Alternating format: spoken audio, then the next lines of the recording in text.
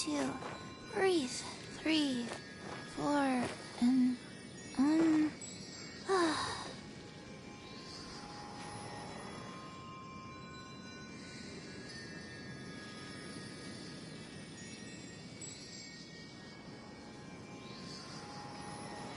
Hey, do you know what? Neither do I. I already forgot.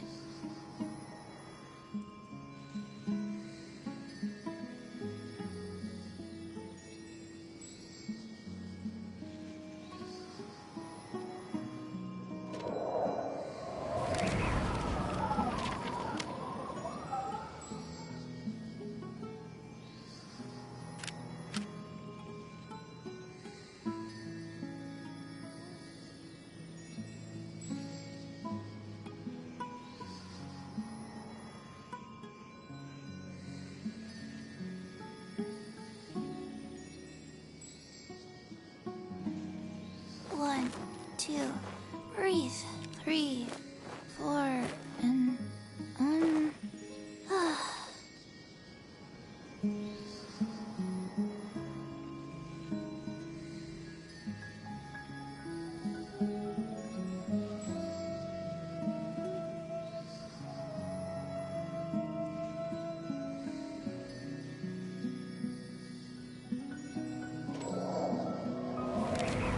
Hello everybody, and welcome back to the channel. And welcome back to Genshin Impact. I'm going to continue with the story today. I've been waiting for the last week to continue it, because I want to get all the footage. So, that's what we're doing. And who is this? Frog Lord? I would have let you join, but I'm about to do some story stuff, and I can't have multiplayer and story stuff. So, since the last stream, I now have my main character, Cookie, up to level, or up to C6 now, so she has all constellations. Had a lot of fun jumping from very high places and surviving. Still trying to work on her trinkets, but I can't seem to get lucky with anything great. So, working on it. But, got her talents up though. Managed to get these up, and then with the constellation, she's now up to level 10 for those. So, man, this is pretty much my main team right now. I sometimes switch Chi-Chi out for somebody though. Whether it's Klee or Zhongli or somebody. But we do have Venti. We got Venti, Candace, Razor. Everybody but Sinu. So, and of course I have her with the Missive Wind Spear for right now until I can figure out what to do with her. I'd honestly like to make like another main with like a main character for a different team kind of thing, but kind of hard to break away from Cookie since I have her play out. But I think it's something. I try to do Qixing party. If the Arataki gangsters.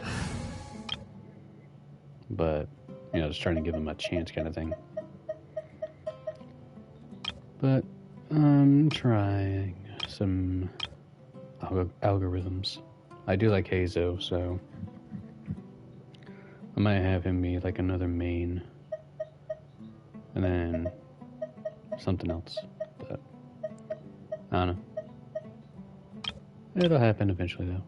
And of course, when I get all the Archons, just like everybody else, I'm sure we'll have a Archon party.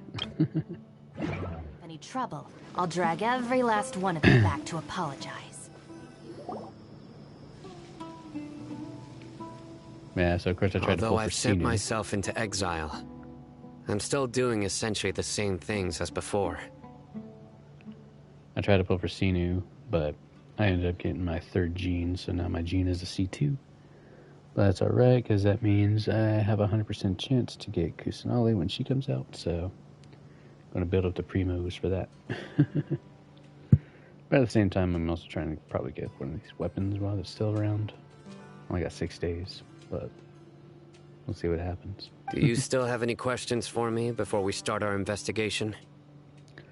Why do they refer to the Mad Scholars as village keepers? One of my former subordinates told me that this title has its origins in a strange incident. The Academia has long exiled Mad Scholars to Aru Village. A mysterious phenomenon exists here. When Mad Scholars first arrive, they are as incoherent and deranged as before. But after spending some time here, they invariably begin to calm down. Initially, the people of Aru Village greatly resented having to take in the Mad Scholars. But a strange incident one night changed that. Aru Village was struck by the strongest earthquake in living memory. Seeing buildings on the verge of collapse all around him, the then chief of the village was preparing to take everyone to safety. Suddenly, he noticed a Mad Scholar crouching in a corner, caressing the ground with his hands. A soft, green light radiated from him, like a divine glow against the backdrop of night. Despite the powerful tremors that ripped through the ground that night, all the houses remained upright, almost as if they had grown roots reaching deep into the ground. In the end, not a single building collapsed, and no one was hurt. After that, the people of Aru Village treated the Mad Scholars with greater kindness, and began to refer to them as the Village Keepers. The soft green light? A Mad Scholar protecting Aru Village? What do you make of it, Traveler? It must have been Nahida's power, Kusanali's power. Only she should be capable of that. Paimon thinks so too. Actually, Sino, do you know if any of the Mad Scholars continued to wear their Akasha terminals at Aru Village? In theory, they would continue wearing them so the Academia could still monitor their activities. With that said, the main Akasha system would no longer have any interaction with them. Oh, no wonder! Everything makes sense then!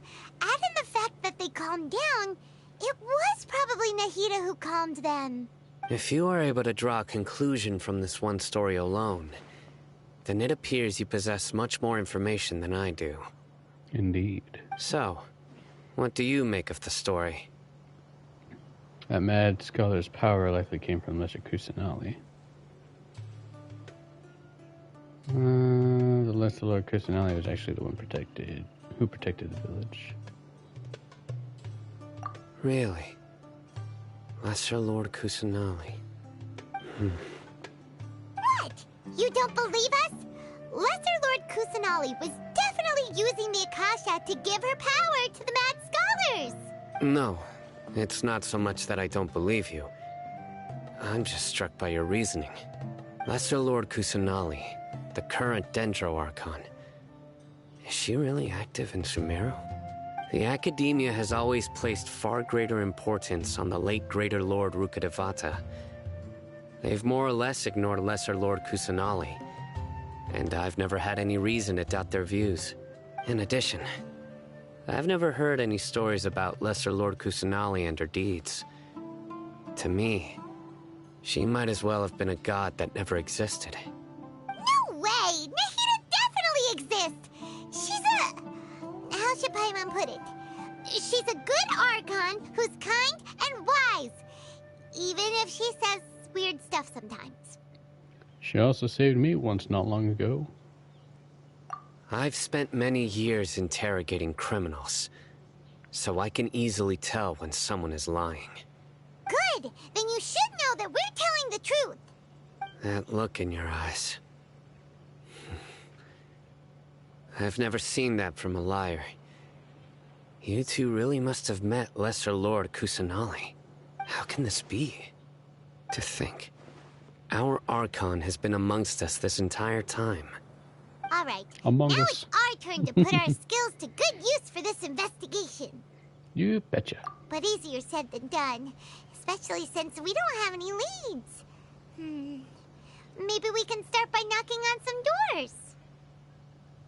Okay. Excuse me, are you here to help me find my grandpa? Sure, why not? Huh? Who are you? By the sounds of it, a resident of this village. My name is Isak. You'll help me find my grandpa, right? Sure, why not? Is your grandpa a mad scholar? Hey, don't say that. Grandpa, it's not like he's a bad person or anything.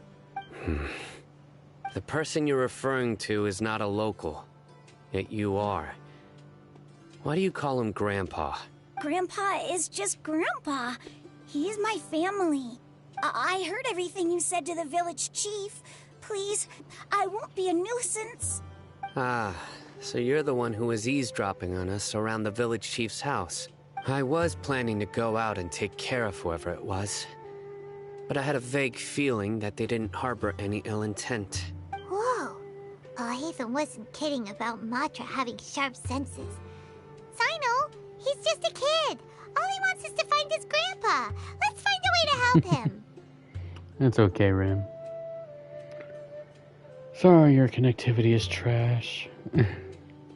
Hopefully it doesn't last, though. Sorry, I was only listening in because I wanted to know where Grandpa went. Honest. If you don't believe me, you can ask Miss Candace. Please help him, Sinu. All right. But first, let's confirm the facts with Candace. So we gotta go back inside. Where?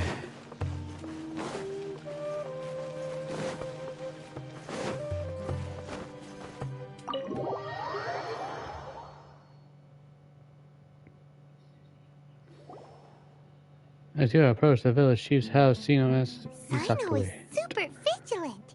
Is this what all the Matra are like? Ah, And ask. you're back already. Yeah, we had a discussion. We just wanted to confirm something with you. Do you know a boy by the name of Isak? I had a feeling he'd go looking for you. Huh? You knew this would happen? Yes. Although he tried his best to stay hidden, I still noticed him eavesdropping outside the window. He really wants to get his grandfather back. Isak's parents were both Aramite mercenaries who rarely returned to the village after finding employment in the city. He was raised by his grandfather. Unfortunately, it was only a few years before his grandpa passed away. Isak was still very young at the time, so various families in the village took turns caring for him so he could survive. Later, an elderly mad scholar arrived at the village.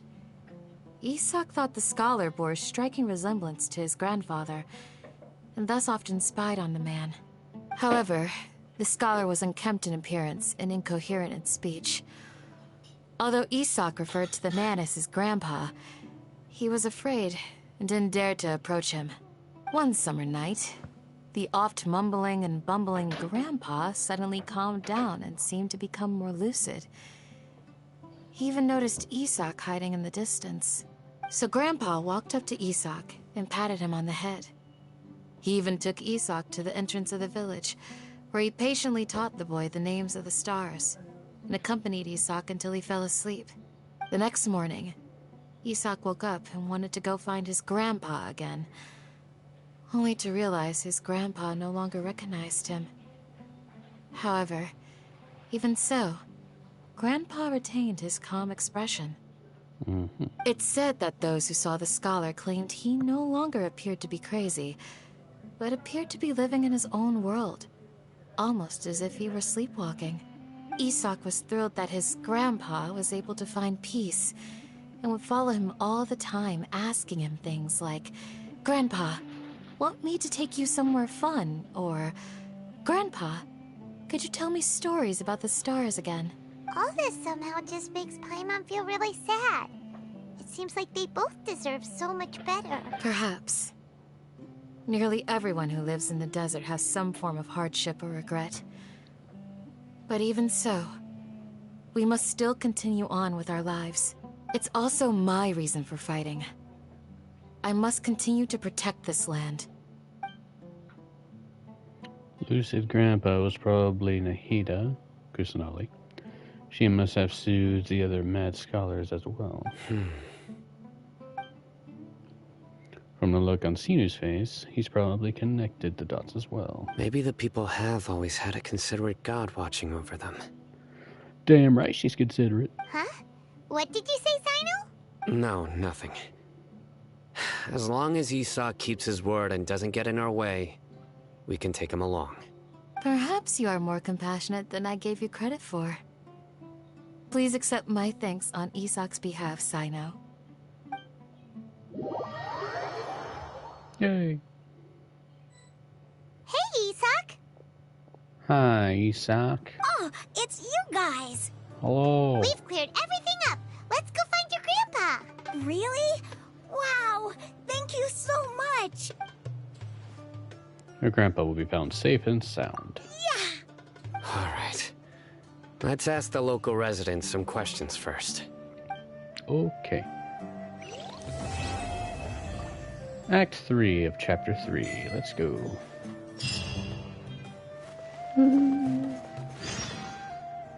Missing village keepers. Ask the locals for information. Okay, so now we're at the beginning of Act 4. Woo! Okay.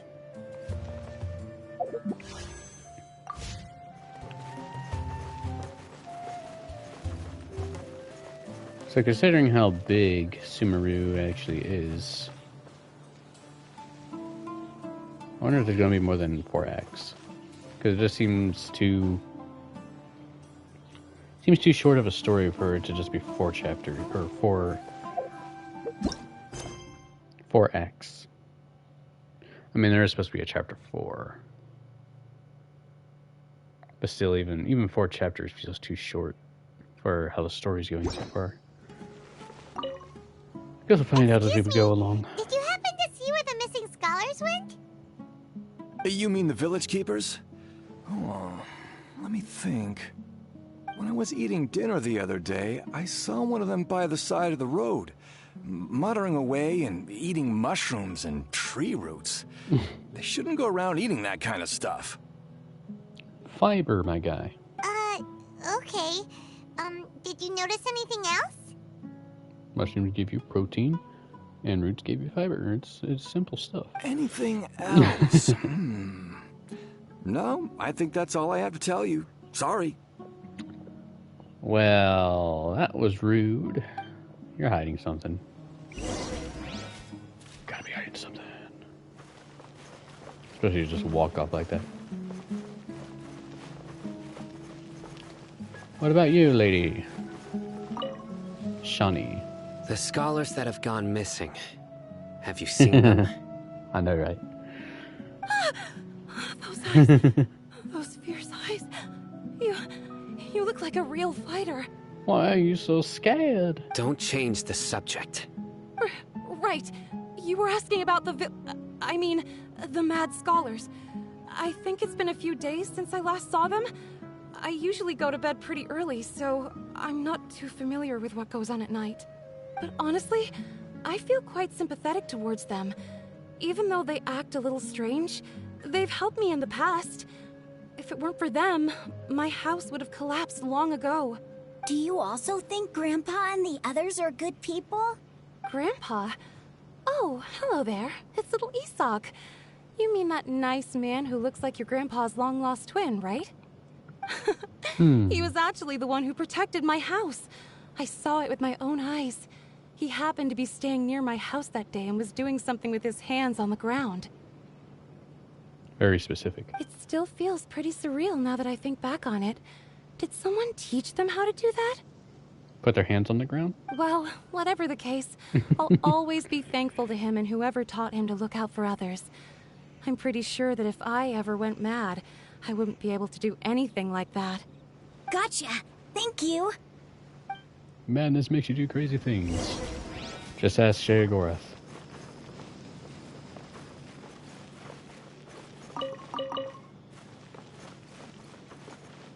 Now that I think about it, it's kind of funny how A god is so mad that he creates an enemy for himself that is himself.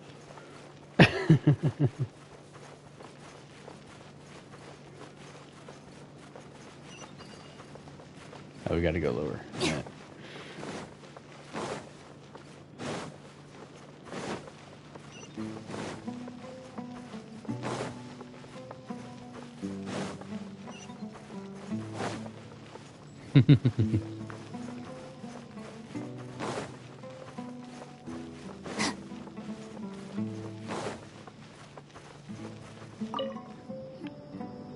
Sir, have you seen my grandpa recently?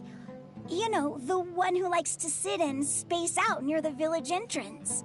Oh, well, if it isn't Isak. Oh, your grandpa, huh? It's been a while.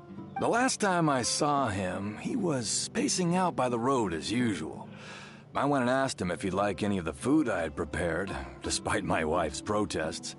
Like many people, she's really quite terrified of them. And speaking of my wife, she's still always complaining about how I don't make enough mora. That might explain why she's always mad at me. Too bad we don't have Zhongli here to help. Oh, wait. He sold off his gnosis, which gives him the power to make mora. So, yeah, that. Oh, thank you. Thank you for taking care of him. It was nothing. You're looking for him, right? Did he go for a walk and get lost? Yeah. Oh, that's no good. Well, once you found him, come by my place again and I'll cook a little something for the both of you. Yum. I've known you since you were very young. So as far as I'm concerned, you're family. Please feel free to come by anytime. What's wrong, Sinu? Did something happen? Don't say anything for now. You move. Uh-oh. Something spoopy. King Deseret and the three Magi. Or Magi. Magi?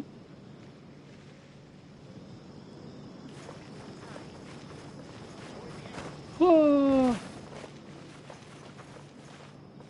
Well, there's a lot more people here now. Now that we came into the story. Listen, see if you can make out what they're saying. Hopefully there's some shopkeepers that open up or something. Have you heard? The mighty Scarlet King, the sovereign of our faith, will soon return to this world. Oh, really, Sharkan? Yes, of course I have. The Scarlet King is the one and only true ruler of this land. I've never believed in any other gods. Oh, really, Makan? Still, you say he's coming back, but it sure doesn't feel like life's about to change around here anytime soon. What's your proof? Haven't you noticed? The village has been getting more deranged scholars than ever. Delavar was saying that many people also went insane just before the fall of the Scarlet King's civilization in ancient times. We don't quite know why, but it seems like there's some sort of connection between insanity and the Scarlet King. I wonder if the Scarlet King they're referring to... I mean, obviously they're thinking of their own Scarlet King, King Deseret. But the fact that the Academia are trying to make a god out of Scaramouche, I wonder if he's the depicted Scarlet King. Isn't it a sign of the Scarlet King's power that all the mad scholars have disappeared? If you ask me, they must have been chosen as the final sacrifice for the Scarlet King's resurrection. And he is technically a puppet master kind of character as well, Scaramouche. So, it kind of makes sense if he was controlling people's minds in that regard. But then you also have the Doctor playing a factor too, considering what he did to the people at Sumeru. So... Huh. Now that you say it, that does make some sense. Does this mean our lives are finally going to take a turn for the better? Exactly. Those city folks will get what's coming to them. Now, repeat everything you've just said from the very beginning. Huh? Yeah, boy. We overheard you speaking some shit. Who are you? Where did you come from? Well, you actually haven't been here for a while, have you? My patience is running thin. You heard what I asked.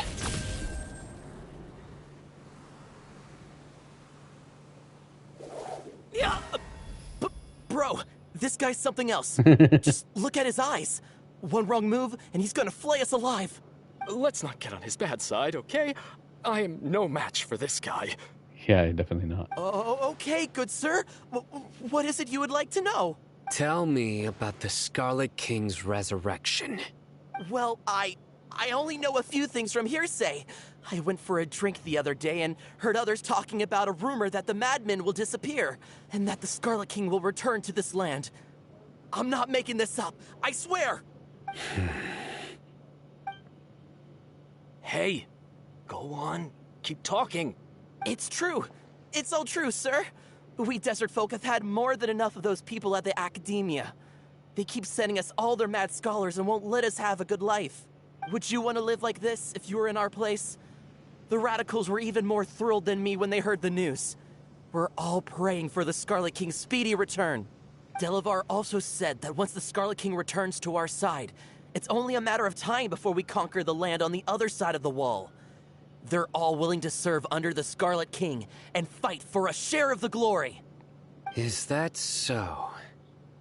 Seems like he still wants to know more. Keep talking. Got it. At first, I told myself it was just the drink talking, but then all the mad scholars vanished without a trace, just as the rumors said. Please don't beat me up just for mentioning these rumors. If I'm guilty, then everyone else around here is also guilty. I'm just saying what the others said. The people here really like the Scarlet King, but dislike the Dendro Archon. The academia is probably the true target of their hatred. Where is this radical person you talked about? I haven't run into him over the past few days, so he probably hasn't been around the village. What about you, man? Have you seen him at all? Man, bro. No, not at all. We wouldn't dare lie to you. He's really not here right now. Sounds like you're not too close with the radicals. No, of course not. All we know are their names. I have many ways to stop you from talking. And many others to stop you from sending warning messages. Like me. So you'd best just stay home and hope I don't hear of you trying to contact anybody. Don't do anything until I've gotten to the bottom of this. Try something foolish, and even Candace won't be able to protect you. Yes, got it. We'll do just as you say. You better. That scared Paimon half to death. Sino is pretty terrifying. Good thing I'm not one of your enemies. He didn't try to reassure us at all. It's like he's used to hearing that. Oh, Paimon bets lots of people have told him that before. All the more reason for you to not get on his bad side. I heard that. Sorry. It's part of being a Matra. The rumor we heard just now seems like a strong lead.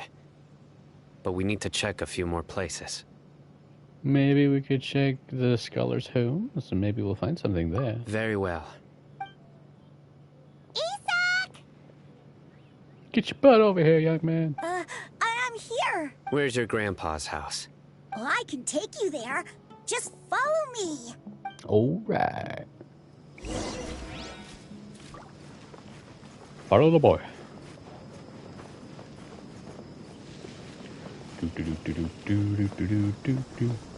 I can run faster than you, but I walk slower than you.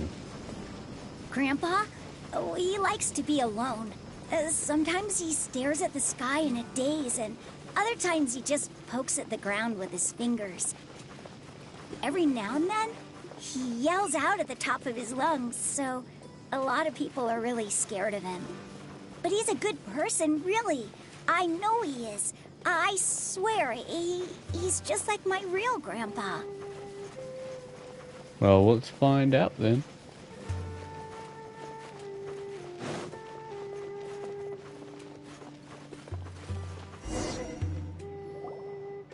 Well, this is where Grandpa usually stays.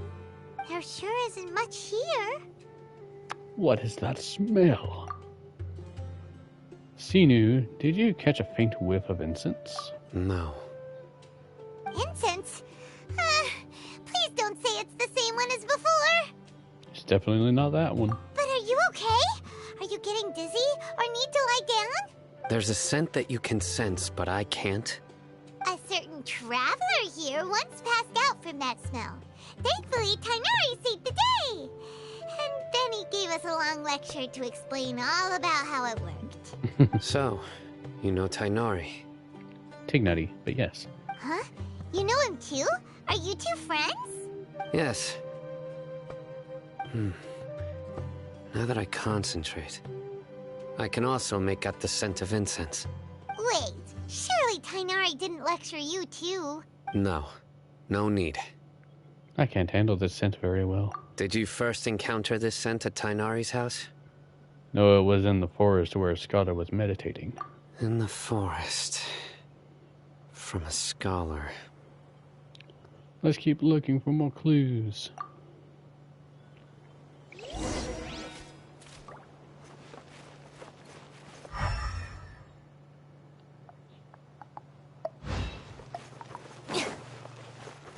Footprints.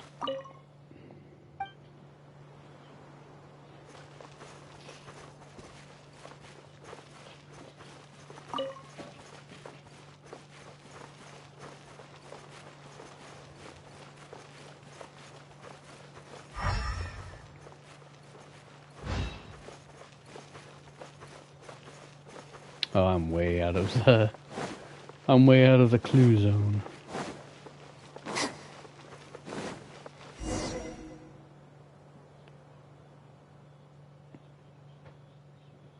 What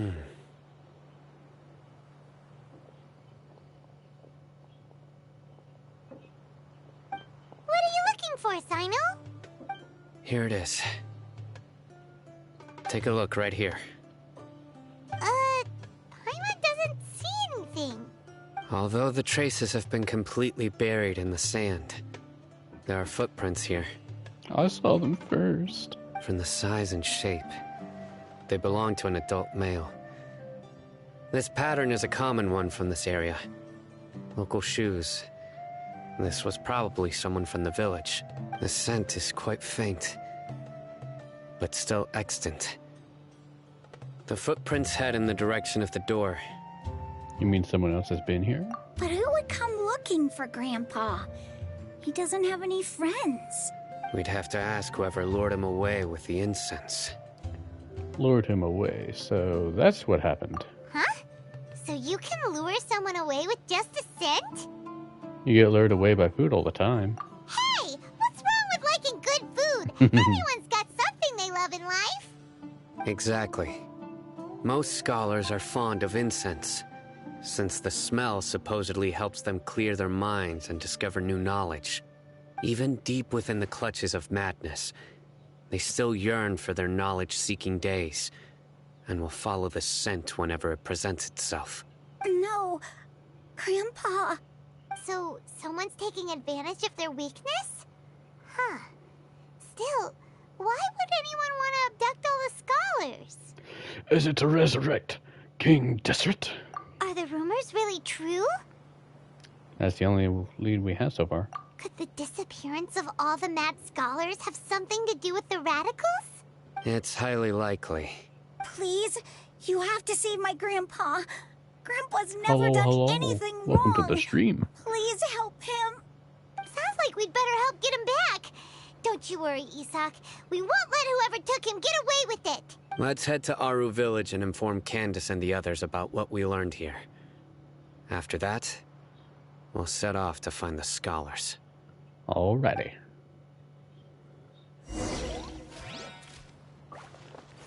Going to kick some ass. La la la la la.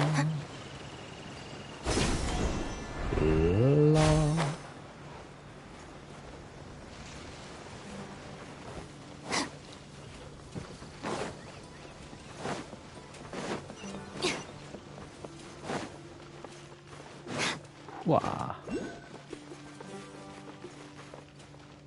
Uh-oh, Candace and Dicka. Right. The darker fabric definitely looks a lot better. That'd be my choice, too. My spirit, come back up. We're back, Candace. We've got a lot to tell you. Ah, Welcome back.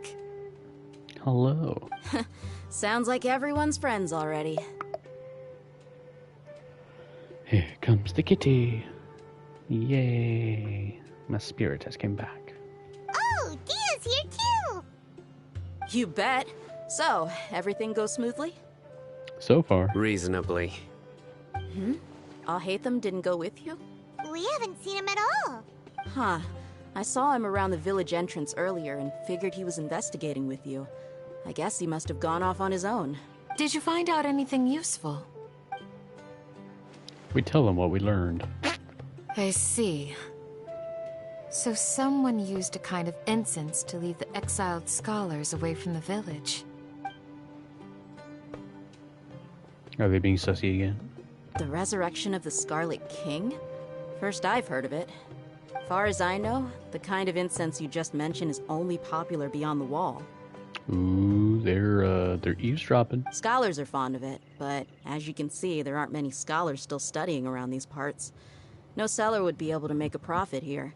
Not to mention making incense is a labor-intensive process. You won't see anybody in the desert with the patience to make or sell something that requires that kind of effort. It seems someone from beyond the wall must have been supporting this. Makes sense. So what should we do then? I see you peeping over Go there. back to the academia and search for leads there? If it was any other day, that would be your next logical step. But today, you've got me on your team, so you get an extra tip.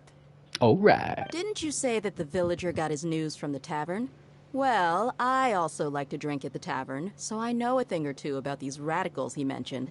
If Paimon remembers correctly, the leader of the radicals is some guy called Delavar. Yeah. Ah, yeah. Delavar, the scar-riddled bandit, Enger, the wide-eyed butcher, and Jabari, the duck-tailed bearded crook. The whole lot of them are known around these parts.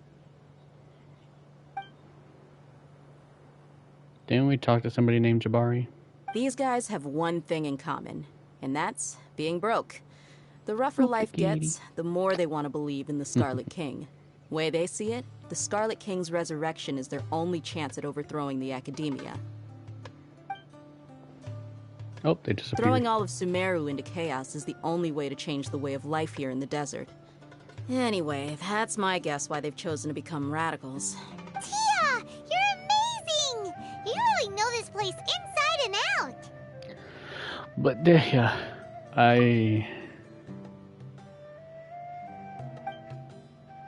Huh? Dehia's winking at me? Maybe I should stay quiet for now. No merc can afford to slack off on gathering intelligence. Every mora I've spent in the tavern has been a valuable investment. Let's head out. Now hold on, you're staying right here, Sino. So she's pretty much signaling to me that, like, hey, somebody's listening. Why? Aru Village is not a big place. Outsiders stand out here like a sore thumb. I'd bet word about you has already gotten out. The desert is unforgiving, so the way of life here is also a lot tougher than on the outside of the wall. You survive on making connections out here. Compared to you, mercs like me are just third-rate amateurs. I've got no actual fighting skills to speak of. But that also makes it a whole lot easier for me to gain the locals' trust. Yeah, she lying. I need to go around and ask some questions, but it'll be difficult if you're with me. I mean, she's lying to protect us and herself, I guess. But still, she's lying. She's actually a trained fighter. Fine. Good. Then we've got a plan. The Traveler and Paimon will go to Caravan Rebot with me, and we'll try our best to figure out where the mad scholars have been taken. Sino, you'll have to stay in the village and continue investigating on your own. All right, sounds like a plan.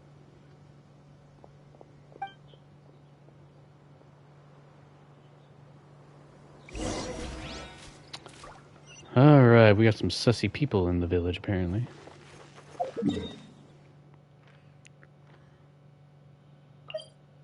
Oh, I got a reputation up too. Nice. Well, here we are again. Sounds like you're starting to get familiar with the area. Paimon's amazed every time we see the wall of Samiel. How can a wall this tall even exist? It's almost unreal. I know what you mean. I had the same question every time I walked this way when I was a kid. Also, why is this high wall here? And can a wall really block sandstorms? It was only after I grew up that I realized the Wall of Samiel isn't just there to keep out the sandstorms. It serves a more important purpose. Sumeru is run by wise and mighty sages. To them, us desert dwellers are nothing but tools that can be used and discarded at their whim. We're cheap labor, like livestock, but easier to control. Nothing more. Even if a child from the desert got the chance to obtain an Akasha terminal, almost all their requests for knowledge would be denied.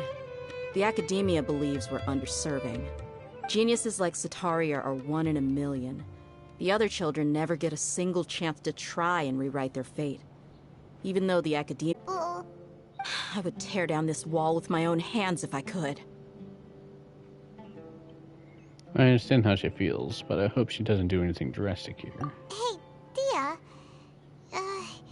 You're not thinking about doing anything scary, are you? No, not at all. This place just gets me thinking, that's all. Besides, we're here to procure information, aren't we? Yep, we gotta catch those... Shh. Caravan Rebot is crawling with people, so be careful what you say. We don't want anyone to find out what we're here for. Our mission started the moment we arrived here. Yeah, so shut your trap, Paimon. Let's go check out the tavern. Maybe we'll find someone I know. There's a tavern? I haven't been inside this tavern.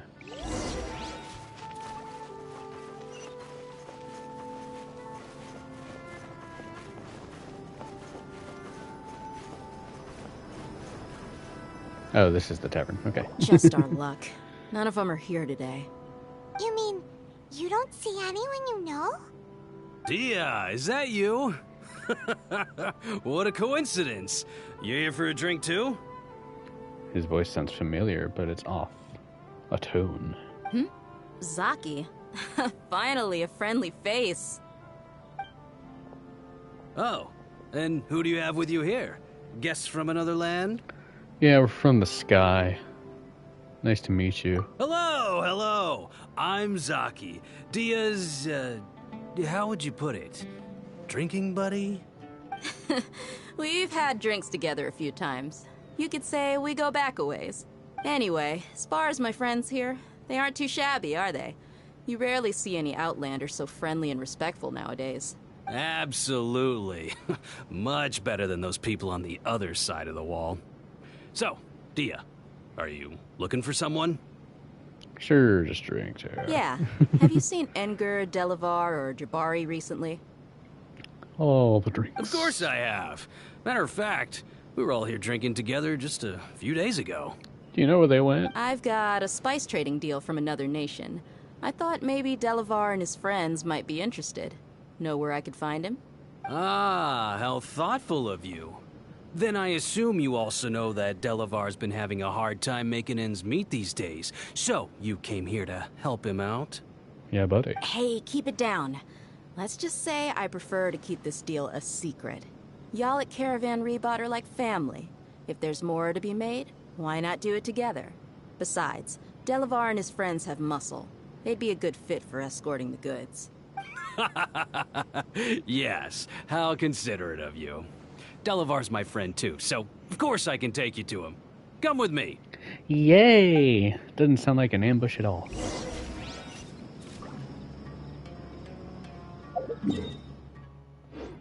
Yeah.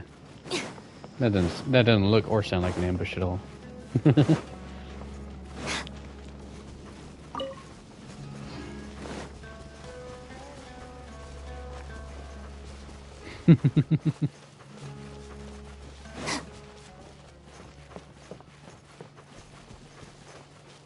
I'm just gonna cut the corner.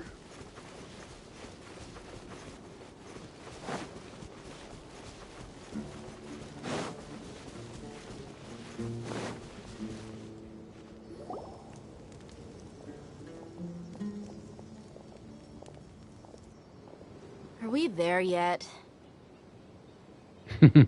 Yep, this is the place. This place is practically deserted. What are they doing in a place like this?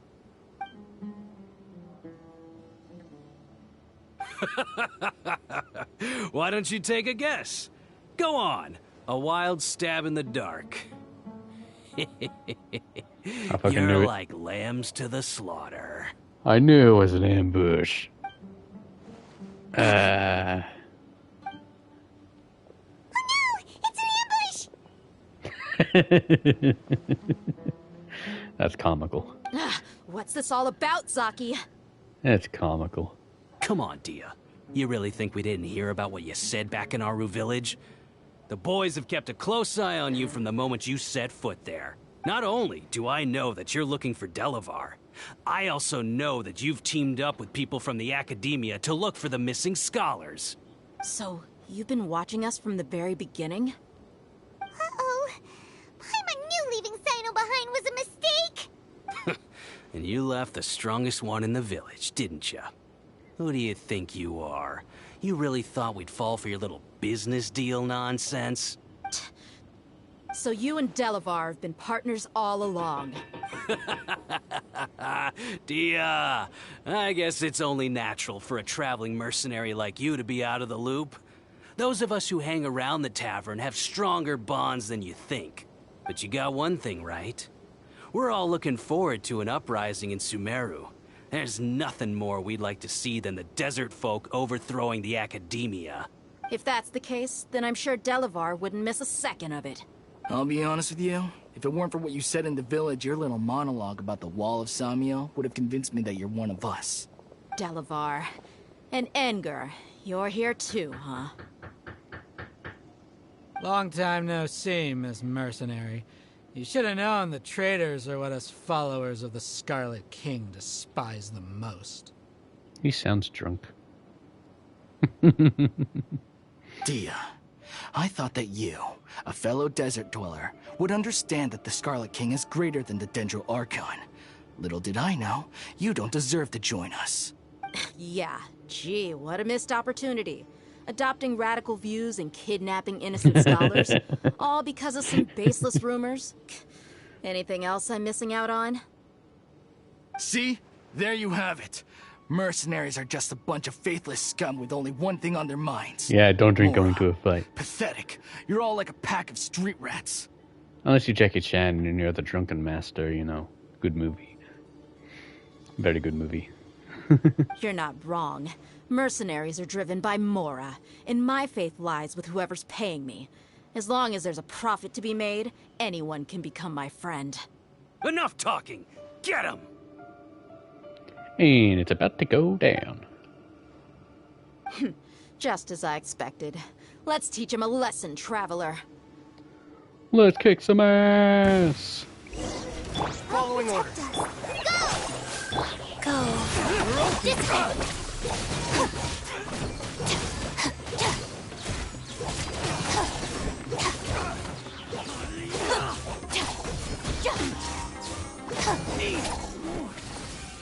Easy peasy.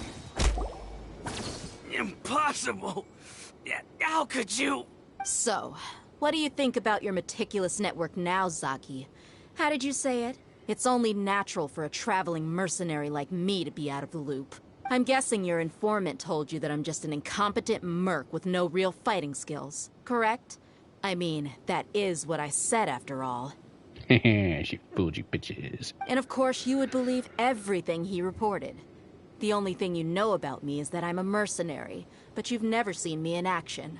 Even though you heard we went to handle monsters together, you believed that Candace was the only one doing all the real fighting.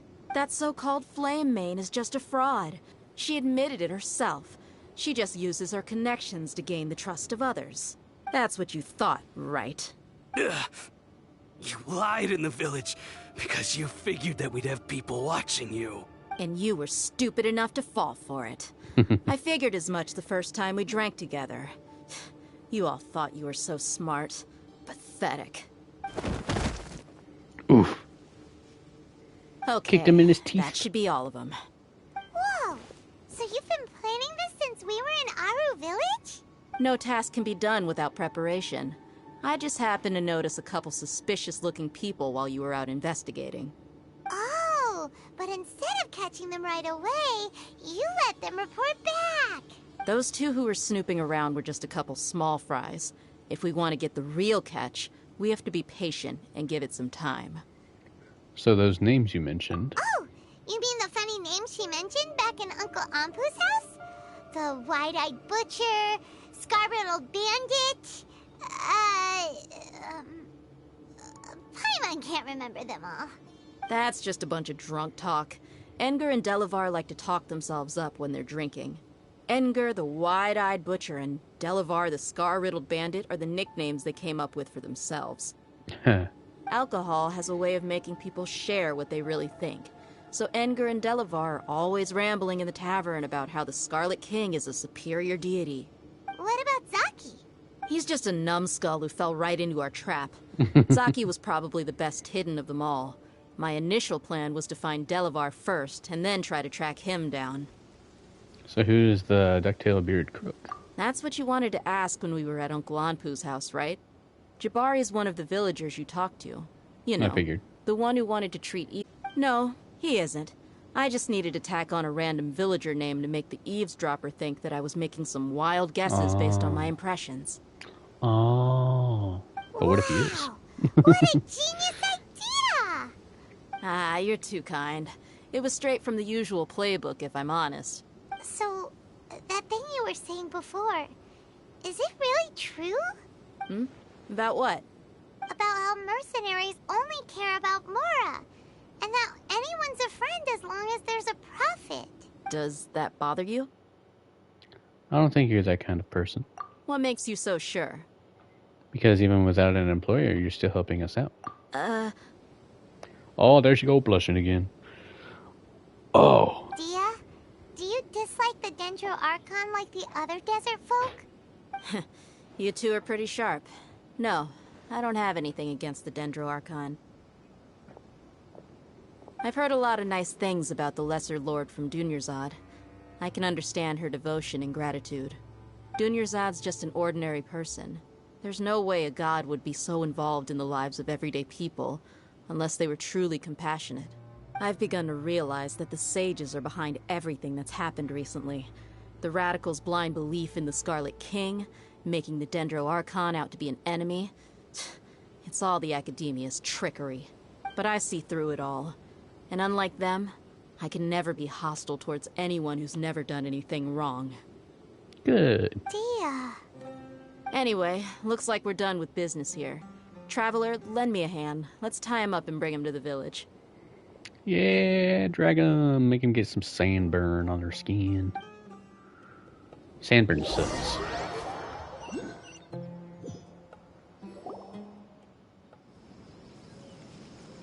This should be all of them. I'll let you take it from here. All right. I'll be in touch. Until then, please stand by. Thank you, Candace. Candace, do you need any help? Candace will be okay on her own. I trust her, so you can too. She's been guarding Aru Village for quite some time now. If anyone is qualified to question the offenders, it's her. While I'm questioning them, why don't you pass some time by exploring the area? I'll meet you back here tomorrow morning, Traveler. Sounds good. I was just about to actually say that too. As for these idiots, let's just hope they live to see another day.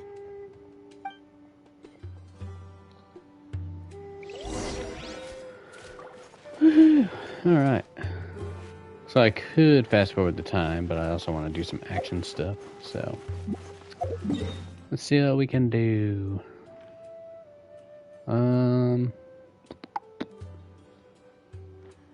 We'll go gather some fast travel points.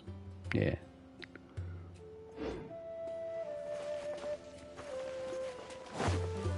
Come across some enemies in that regard, I'm assuming.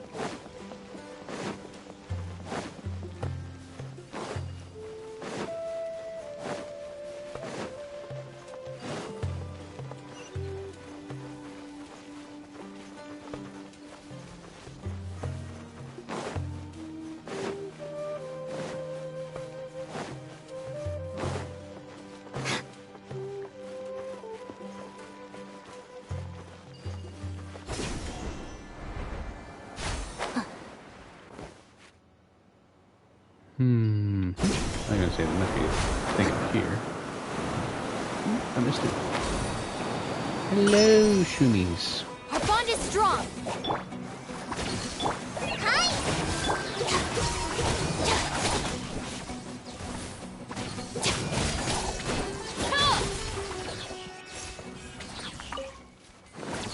Nice, nice, nice.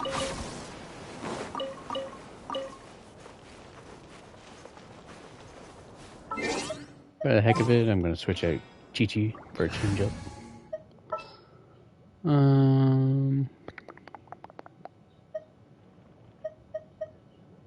Do some Hazo Let's action. move before the trail goes cold.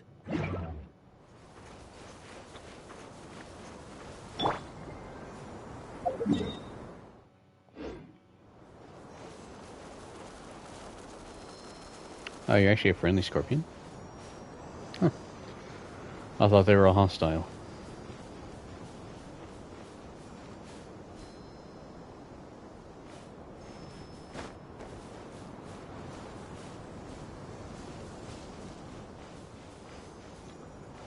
Ooh, I see something that's not hostile though. Or not docile. Is hostile, not docile.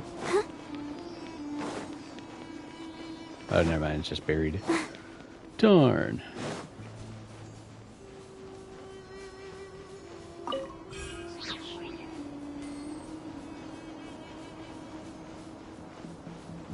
Defeat the treasure hoarders. Sure. Let the show begin. Another test subject. Surprise! Fracture!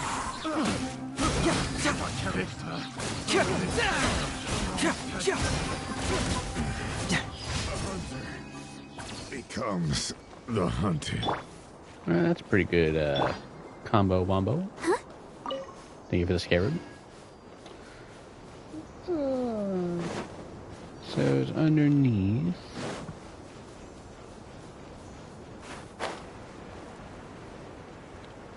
Oh.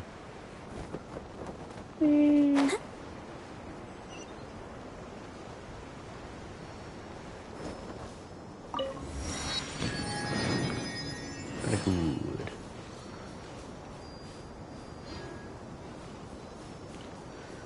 Yeah, so I've been down there. There's actually like an invisible castle or something down there. And I only need one more thing to, I'm assuming, unlock it. Go, Barbara, go! But the thing I need, I'm sure, is underground. Where I can't get it currently. But that's okay.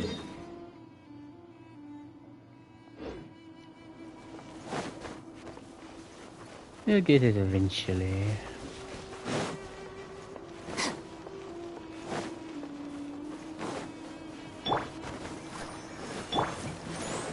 Stand with me.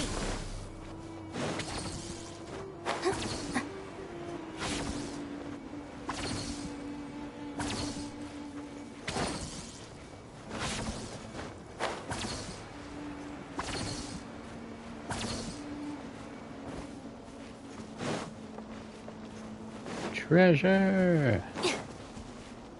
You will be mine. Oh, I gotta shoot stuff.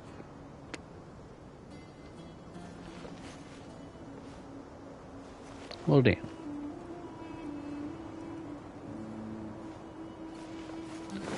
Alright, well, we'll go up here and get this fast travel point.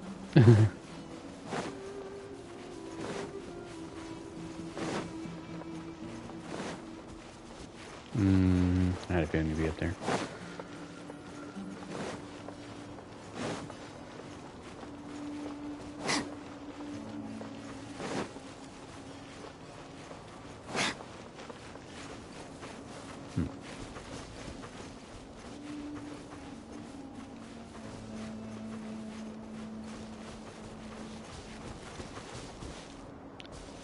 There's no zip lines I can take.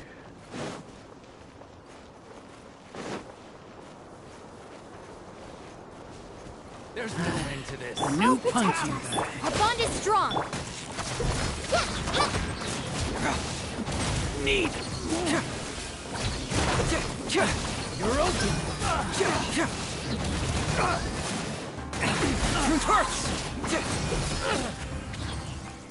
There we go. That's not a bad situation right there. Still with a Hazo main party.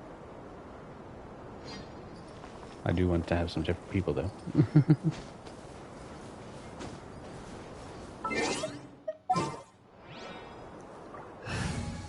Do a switch out. We'll try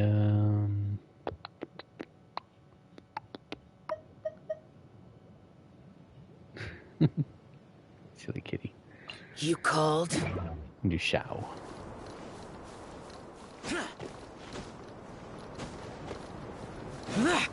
Oh, cool. Yay!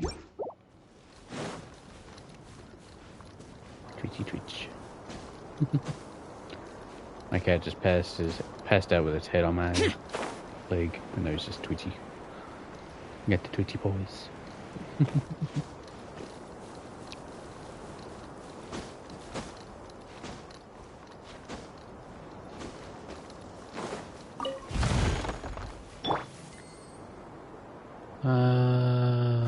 Yeah, should be able to climb that.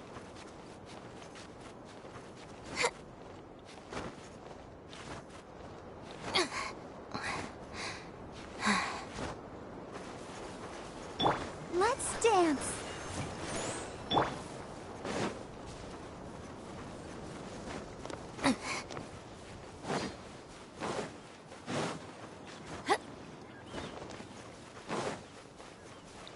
No problem.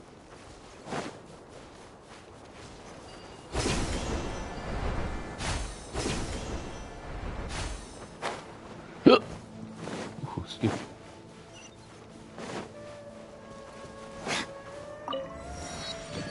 Yay.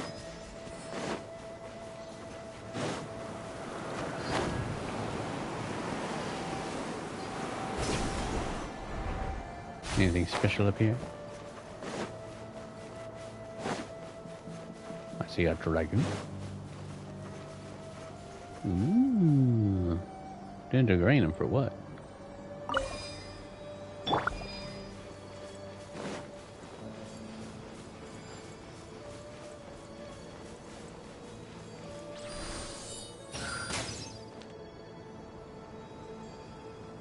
I was seeing if there's anything invisible above us.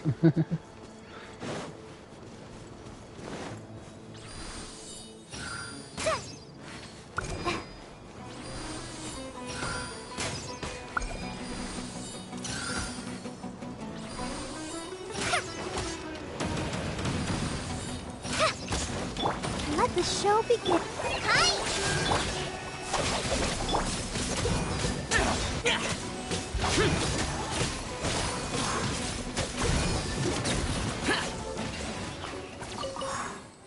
Alright, that was some pretty good stuff right there. If it's useful, I'll take it.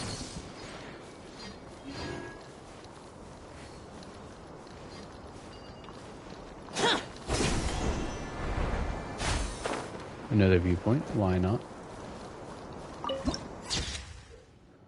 Verdant Fields, vantage point.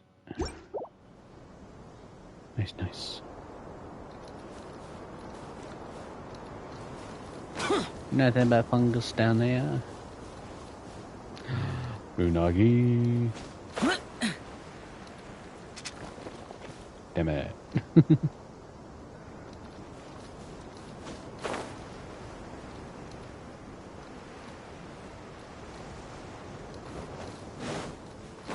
Well, I did see the, Go, Weasel, go! Run free, little one! I'm gonna say, I did see the, other rune things down here that had a treasure by it, so probably go take them on.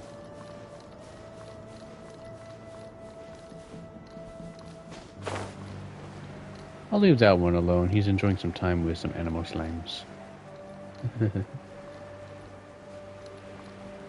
Actually, no, those are mushrooms too. He's wearing one of them as a hat. That's so cute. But now I want to get these ones down here.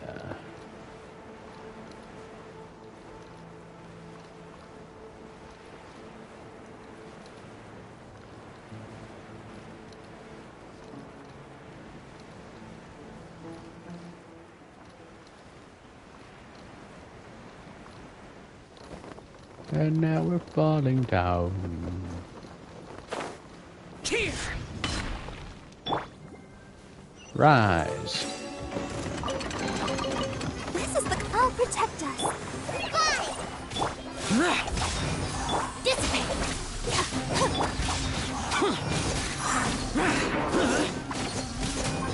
Wow. Paralyzed him already.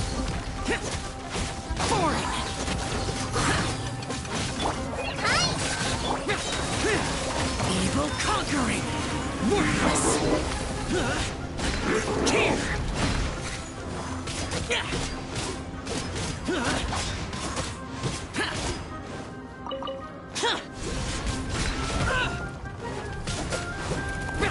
Let the show begin. Stand with me.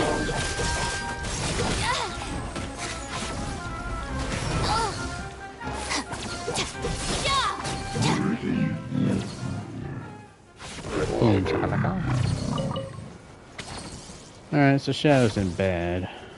Definitely needs some leveling up though. Probably a different spear at some point too. Great, yeah. Speaking of which, okay, that's enhanced all the way. I thought it wasn't, but it is. Okay, moving on though.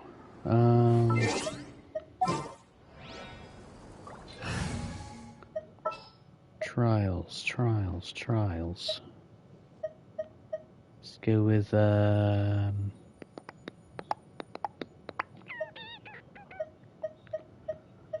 see, there's also all these people down here that I want to try, but they're all on the lower spectrum of levels right now.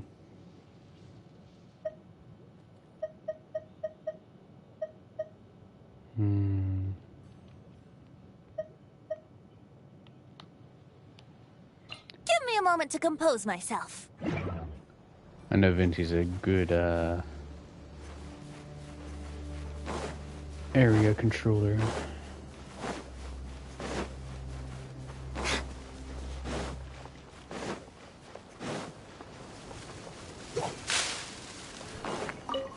Thank you for the egg.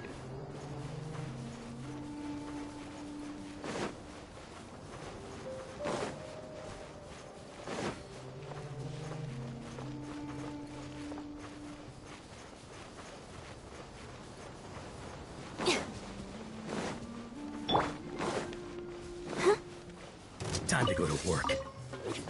I'll protect us.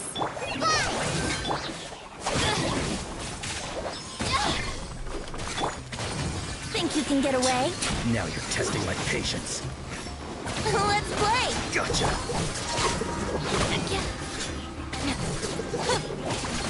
Failed. Looking for a fight? This way! You won this one. Where do you think you're going? Hi!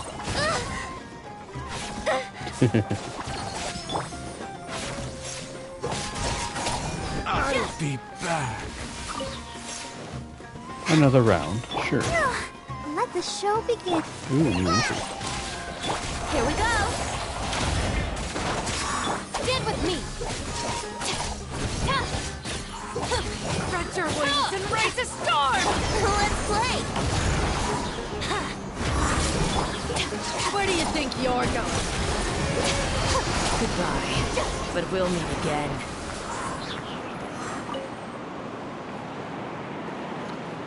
Oh, that was pretty cool.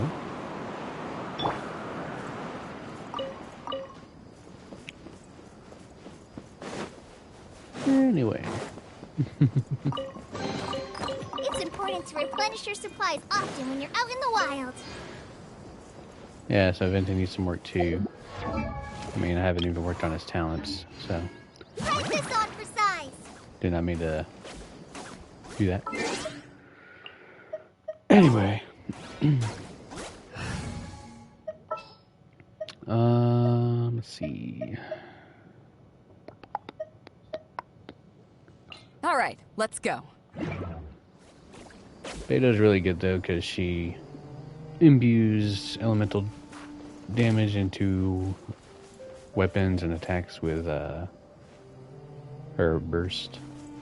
It's like with the Yanfei, I still remember it's really awesome. I used Beto's burst, and then with the Yanfei I was able to shoot fireballs with electricity at the same time. So that's pretty damn cool. So.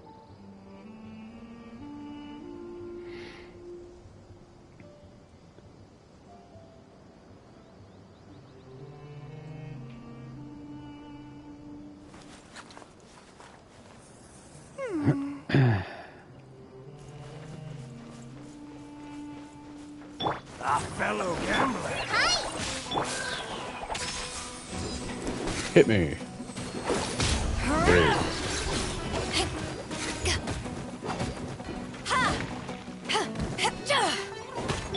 Our bond is strong.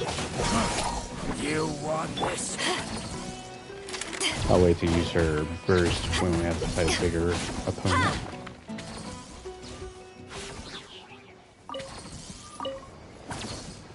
Just to see what double electricity does, I guess. Or I guess a bigger group of people would work too.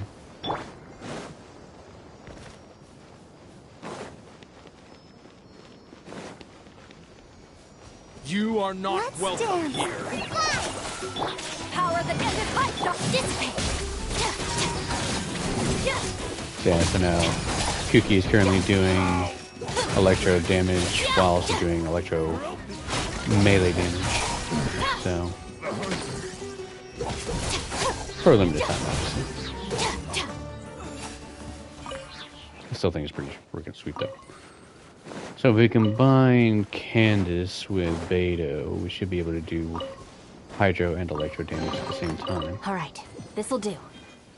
And both of them are through their bursts. So still pretty freaking cool though. And then if you combine Toma with Beto with Candace, then you're doing hydro, pyro, and electro. Again, all of it's in burst. Still pretty cool.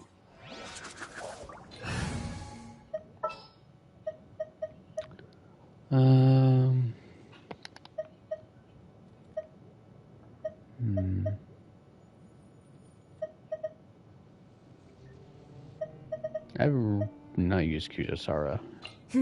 Let's do this.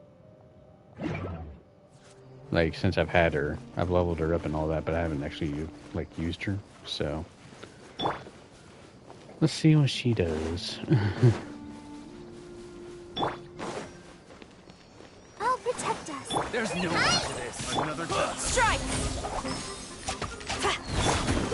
Our bond is strong.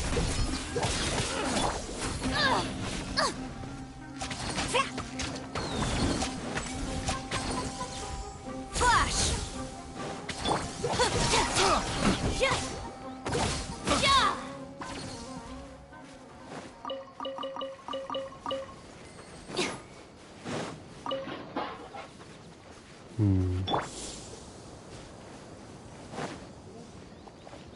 Quiver!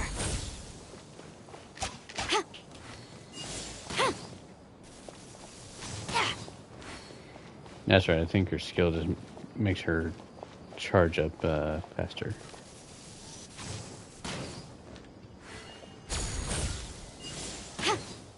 Yeah. It's like a one-shot thing.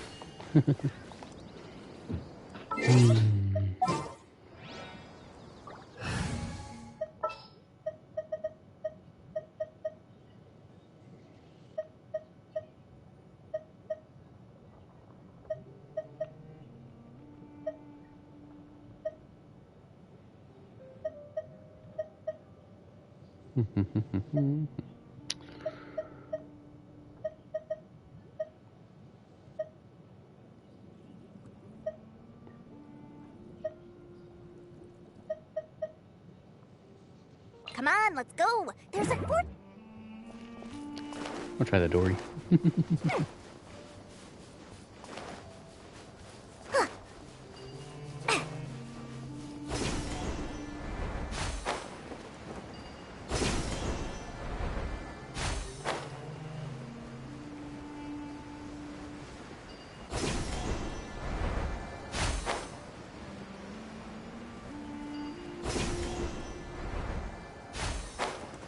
Oh, they disappear.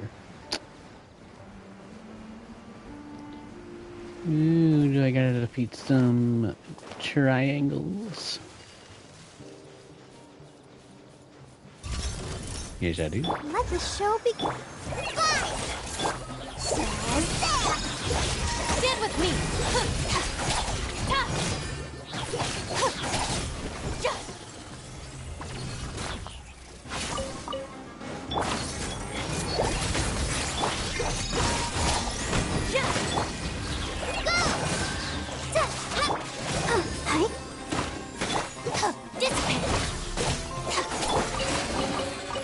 We'll split it. 50-50.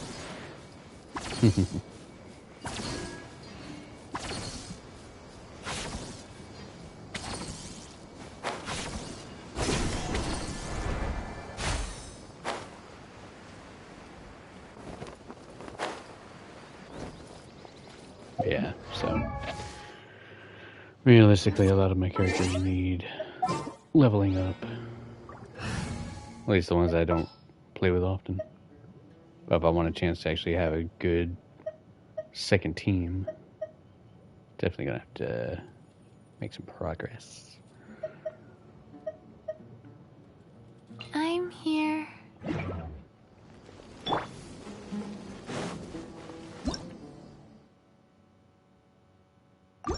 Nice.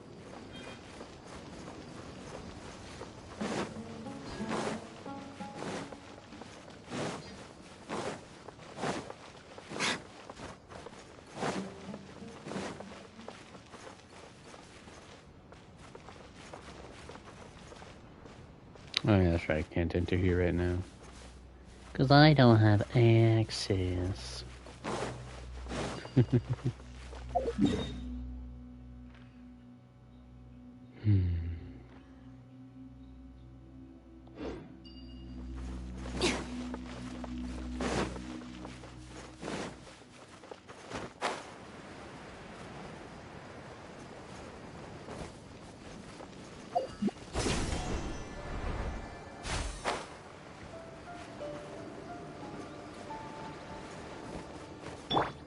I'll protect us. Feeling lucky today? Our bond is strong. Where do you think you're... Get that triple heal action. You want this?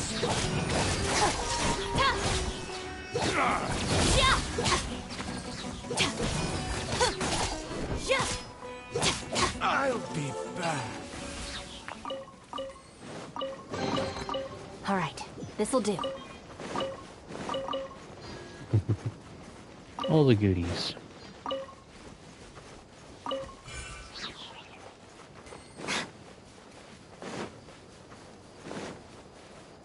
Is that door actually open?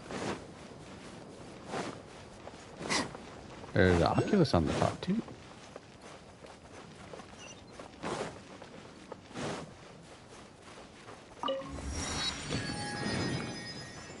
Well, we gotta get that Oculus first. First and foremost.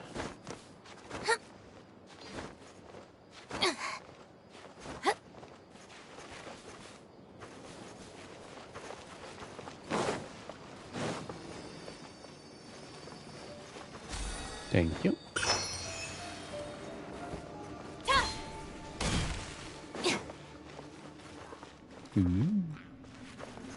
Hello, fellas.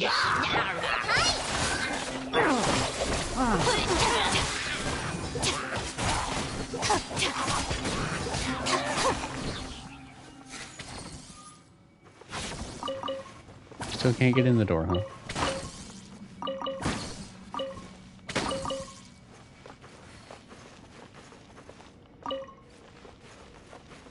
Let me in.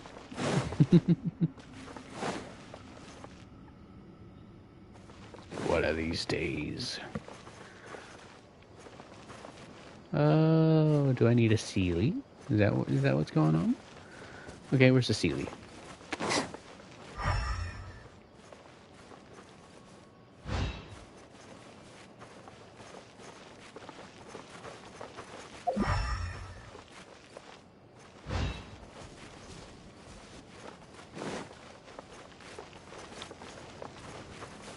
Seely, where are you? I need your assistance.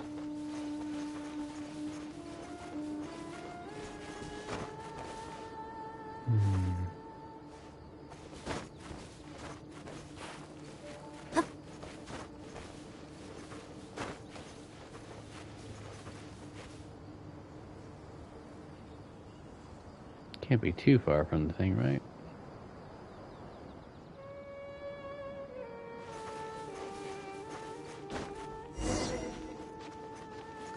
Yay, it's 6 a.m.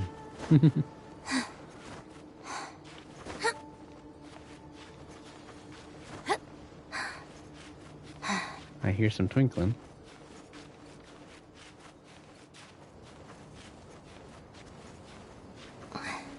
Give me some vertical. Give me some vertical. Fuck. I'm gonna fall. But at least I got that. Ugh, thank goodness. I'm gonna say at least I have that C6 situation. Ooh, you look mysterious. Let's dance. Finally, some time. This Practice. Oh, you're one of those things.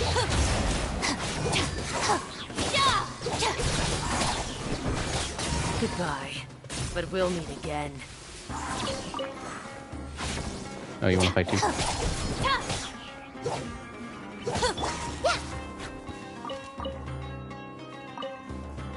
And you? Okay.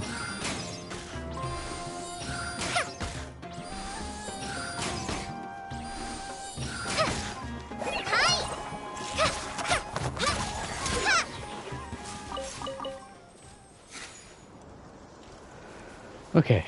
Seely, where are you?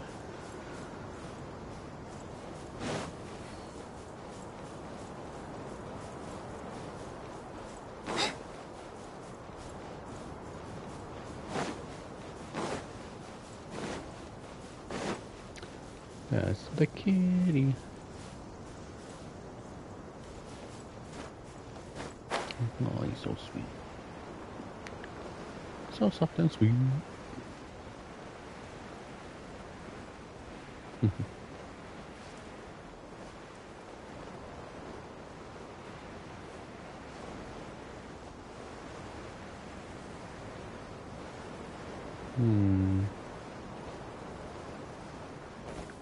I'm not seeing a Seely anywhere.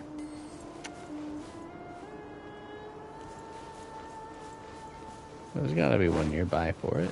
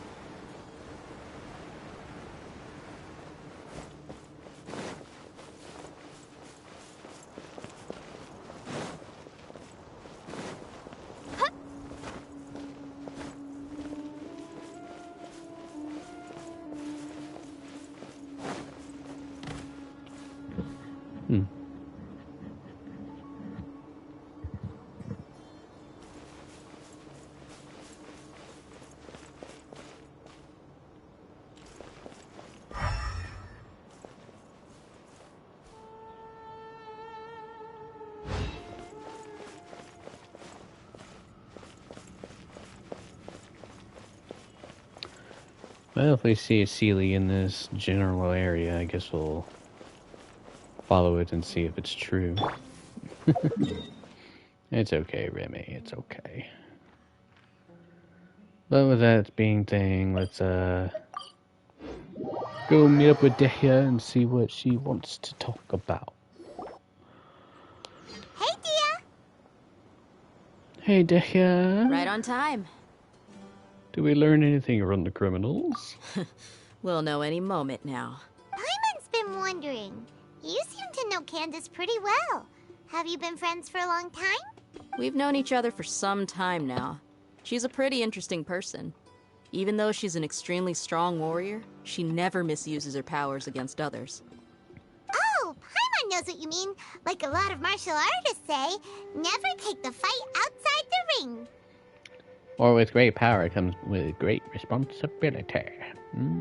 Yep, I guess you can put it that way.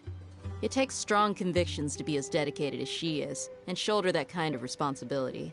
Us mercs, on the other hand, we pretty much live from one day to the next. Well, Paimon thinks you're great, too. Really? Thanks for that. He was a great person to hear. All right, Spidey. Oh, Sino's here, and he's pretty early, too. Yes, I was here yesterday to help out a little. To help out? By doing what? Interrogation. Sharing some interrogation techniques. I got it right. I know you see new. Oh. Oh! You mean you taught Candace some more persuasive methods? Right. Come on in, everyone. Come on, let's go inside. Let us go inside and meet with the, criminals. Where is the grandfather?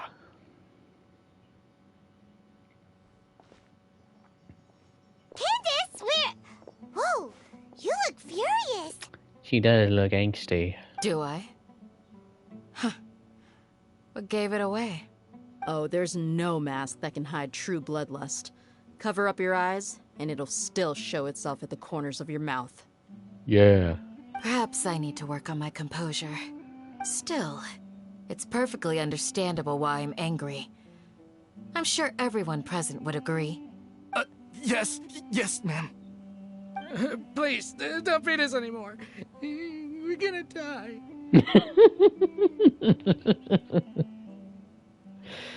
Well, looks like Sino taught her well. She mastered it really quickly, too. You fear death yourselves, yet you do not hesitate to place the lives of others at risk. The absurdity is mind-boggling. The ones you call mad scholars are known to us as the Village Keepers. They are vital members of our community, and some even count them as family. You come here, to my village, and you treat my people as nothing more than stepping stones towards your goal. Tell me, what would you do to you in my position? Mercy! Please, have mercy! You've made your bed. We may both be desert dwellers, but there is one thing that I understand better than you. The resurrection of the Scarlet King will only result in war. And war serves no one. Exactly. The people of Aru Village care little about which god is in power. Life may be tough and tiring, but we wish to preserve our way of life. A war would only cause us to lose all that we have. And that is not a responsibility that you can afford to shoulder. We understand. We're sorry. I'll tell you everything I know. Please, just let us go. I'm listening. You might not believe this, but it wasn't us who came up with this idea. Someone was spreading rumors in the tavern. That's how we ended up hearing about the Scarlet King's resurrection. It's always the tavern. Some mystery man told us that mad scholars will make the perfect sacrifice to usher in the Scarlet King's resurrection. They give their lives, and we can get anything we wish for. They're called Village Keepers. Slip up again, and you'll regret it. Yes, sorry. It was all that mystery man's doing. He told us to spread word about the Scarlet King's resurrection and talked us into helping him. In return, he said he'll help facilitate the resurrection process. Where are the Village Keepers now? I'm not sure. You're lying. One. Huh? One what? Strike. You get a total of 3. Then, you die by my hand. Wait, I'm telling the truth. We don't know anything. It was all him. 2. That's strike 2. He got us to lure them out of their houses in the night with some kind of incense. We take them to a junction outside the village. Then the mystery guy takes them from there. You gotta believe me, please. I'm telling the truth, I swear. Just ask them if you don't believe me. That was indeed the truth. Traveler, go on. Do you have any idea who that mystery person might be? You have to believe me. If I knew that, I would have told you his name right away. I'm not risking another beating to keep his secrets. No way. That guy, he wears a cloak, and he's always careful to cover his face. He calls himself the Scarlet King's envoy. A cloak and covering his face, huh? Oh. I believe I may know what's going on. Uncle Anpu? What do you mean?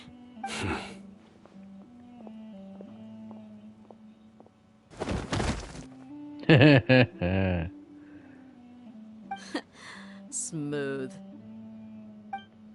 Okay, speak.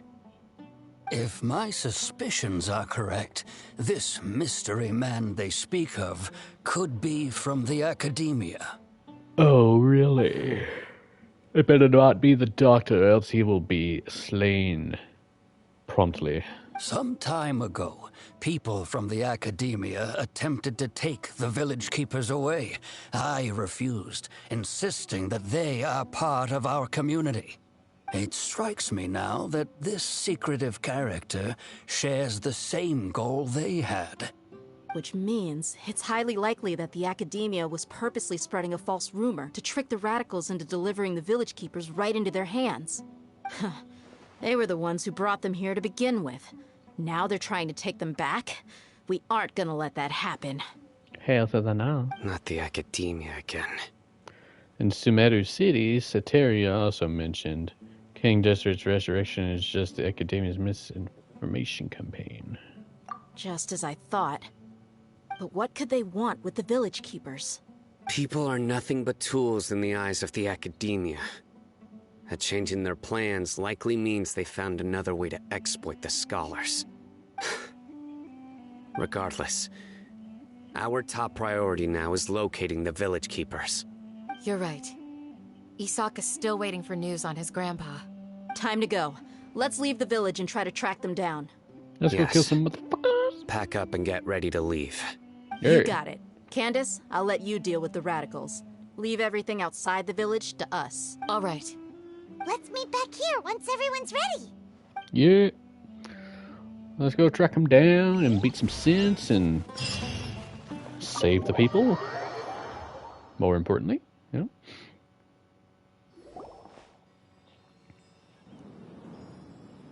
Hello, El Hatham. Let's get some food in us and then we'll... Whoa! Where did you come from? Well, as you can see, I am merely sitting here and reviewing what we have deduced thus far. You were gone for ages, and now you're suddenly sitting here musing to yourself? Where have you been anyway? Yeah, El Hatham. Hey, what's with the silence? You never think things through before asking questions. I'm giving you some time to make up for that. Paimon's so mad! Paimon's gonna give you an ugly nickname! Go ahead, I won't stop you. Never mind. Paimon's got nothing. There's just nothing super obvious to pick with this guy. It makes it so hard. Well, you've heard nothing to suggest I left this whole time. So clearly, I stayed in the village to investigate. Anyway, you plan to leave Aru Village and keep searching for the truth of this matter, yes? Yep. We're not gonna find out anything more by staying here, so we thought that we might as well take the search elsewhere. Enough with the silent treatment! Maybe he's giving us time to think. No. I'm just surprised that you decided to team up with him. All Hatham. You haven't helped us out at all ever since we arrived at Aru Village. Bold of you to question our choices. Very true. Yeah, you're all talk. While you were investigating, I had my own work to do, which I've now finished. Really? Paimon doesn't believe you. To be honest, we aren't really a team, so I have no obligation to inform you of my whereabouts. Not to mention that going separate ways allowed me to find some important information that you all had missed. Huh? Right here in the village? Correct. What did you learn? I'm going to take you to someone. But before that, you need to understand where she's coming from. What does that mean? How do you think the residents of Aru Village feel about what we're doing?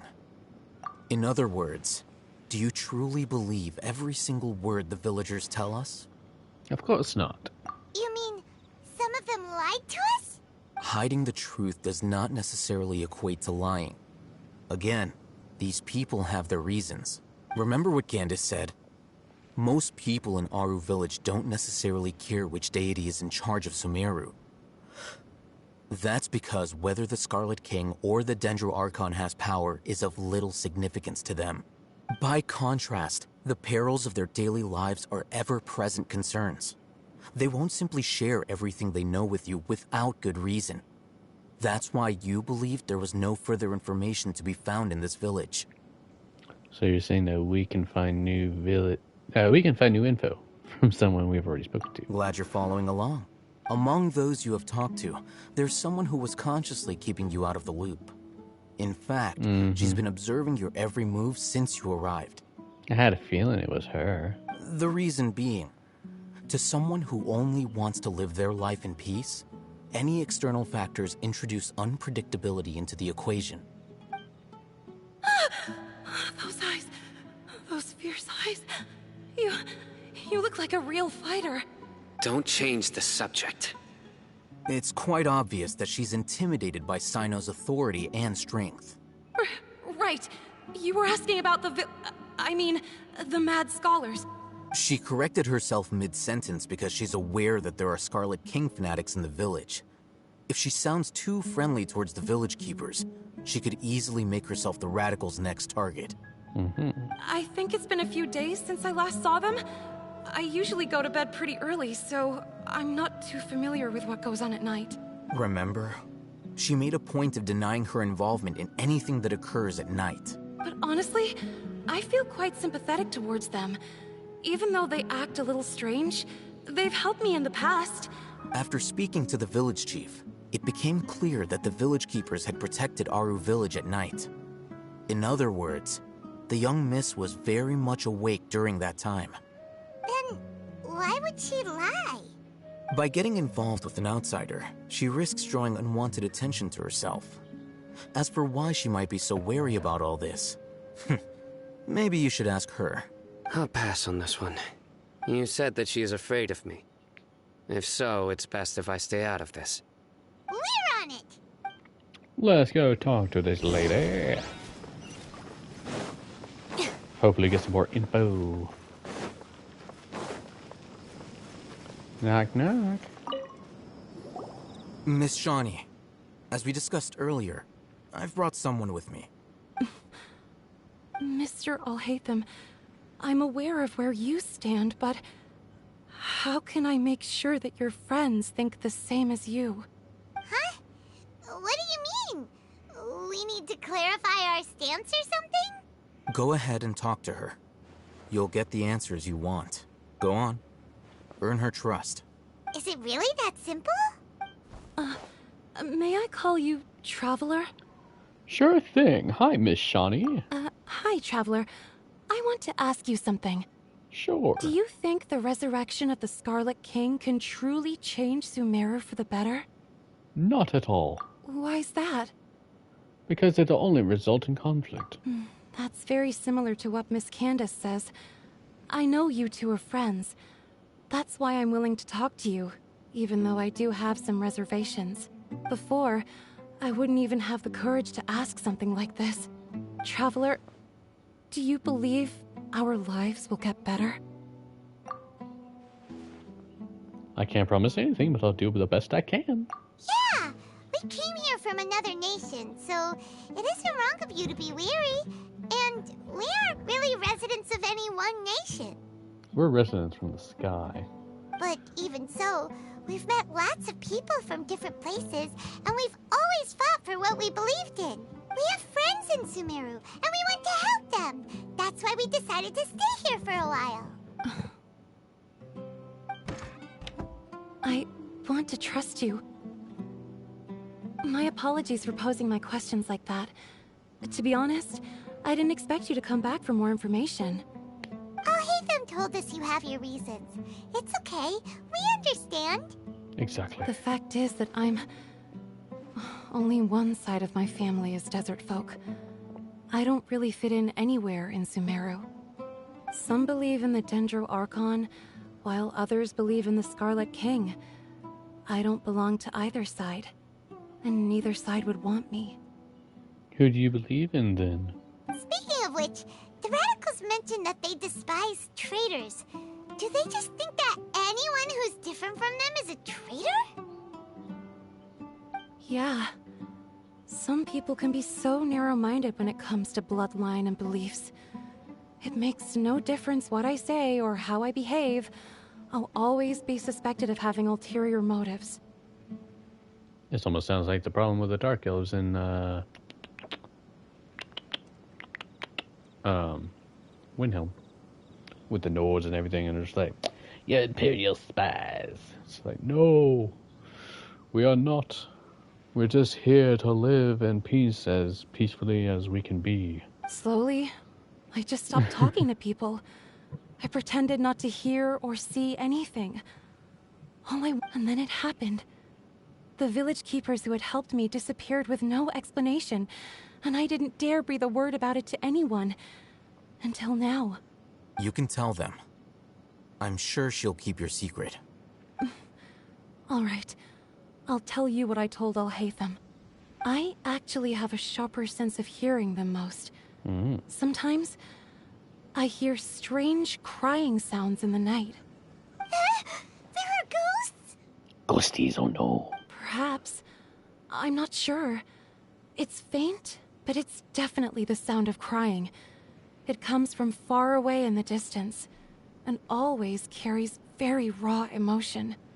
It used to be louder and more frequent, but ever since you arrived in the village, it doesn't seem to happen as often, and when it does, it's much quieter. I have to focus really hard to make it out.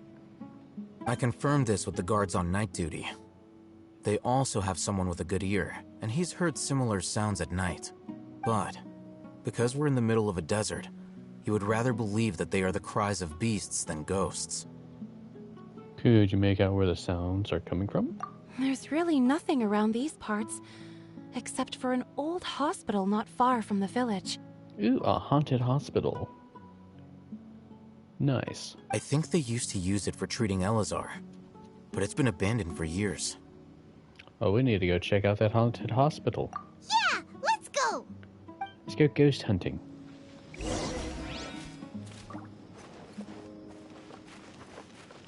There's apparently a Oculus somewhere over here. Got a little star on the map.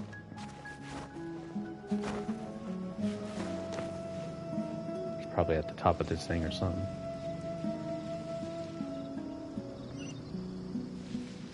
$309 meters.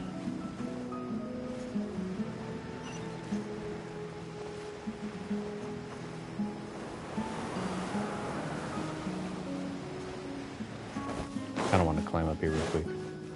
It's got to be at the top.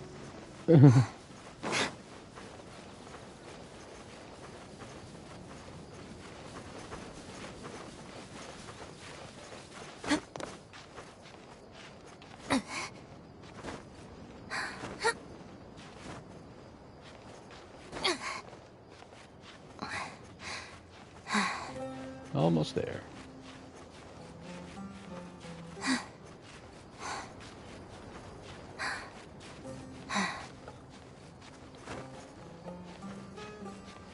Don't you do it. There you go.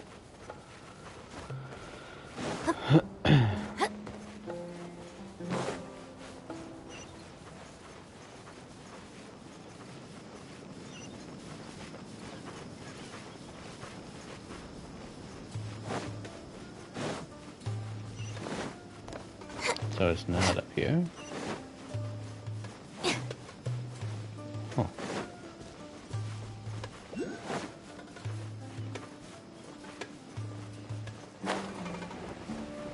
Aha!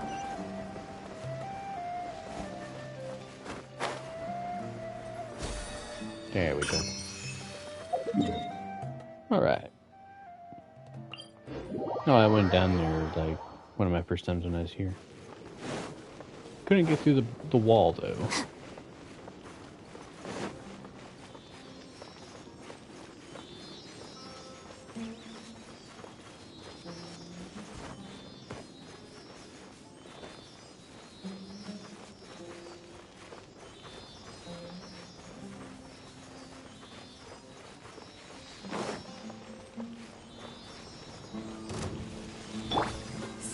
Good to me.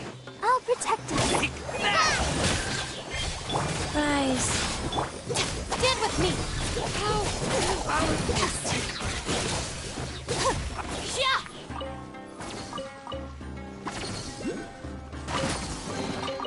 All right, this'll do. Well, if y'all want to go, I'll come. Is this the place? So we can go. It's in terrible shape.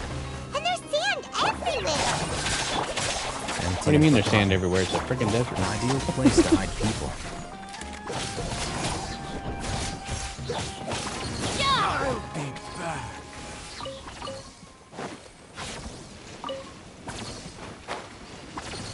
It's very obvious to climb on. Monsters, watch out! She'll be good. We are one. Our bond is strong. Just you wait.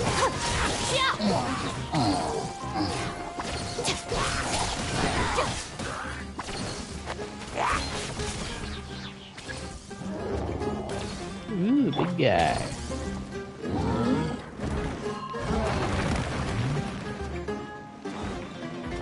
I would use all my ultimates on you. Come on. You can jump up the stairs. There you go.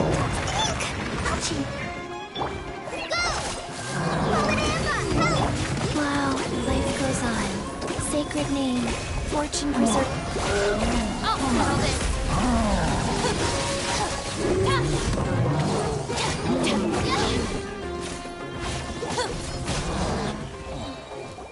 Easy peasy. They were easier to deal with than Paimon had expected. What were you even expecting? Super strong bandits? Or monsters taller than buildings dropping out of the sky? Or, you know, something like that. We need to use our Sumeru Dendro ability. He looks super serious. We gotta stay on our A game too. This is the one. Oh? Ah, he activated his Dendro abilities. Thank you, Alhaitham.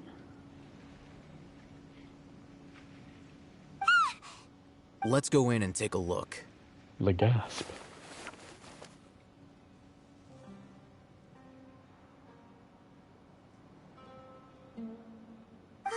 Hey, Alhaitham, we haven't found squat.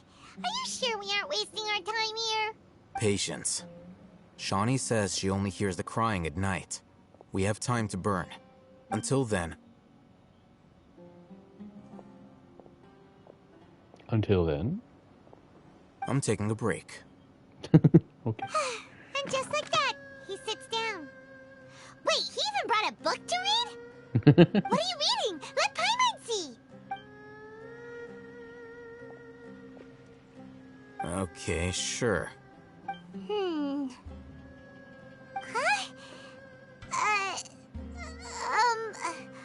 The natural position, which is the positional propensity of an entity in natural motion in contrast with an object in forced motion?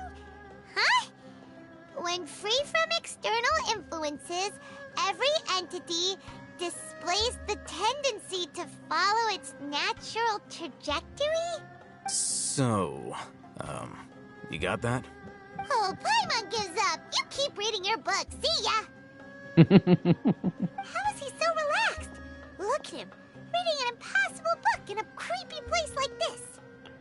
You know, it wouldn't kill you to read a book once in a while either. Hey! Paimon's your Tibet travel guide. Paimon knows plenty of useful stuff already. And anyway, is that Paimon's fault that the books people read in Sumeru are so complicated? Okay, okay. Paimon's the best. Nighttime. Nighttime.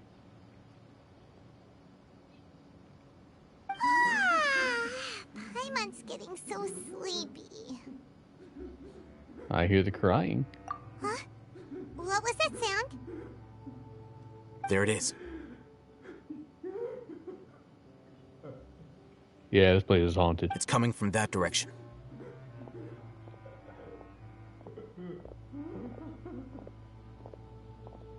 Is the sound coming from here? Huh. Paimon's not seeing anything.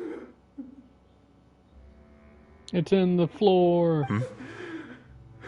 It's from below.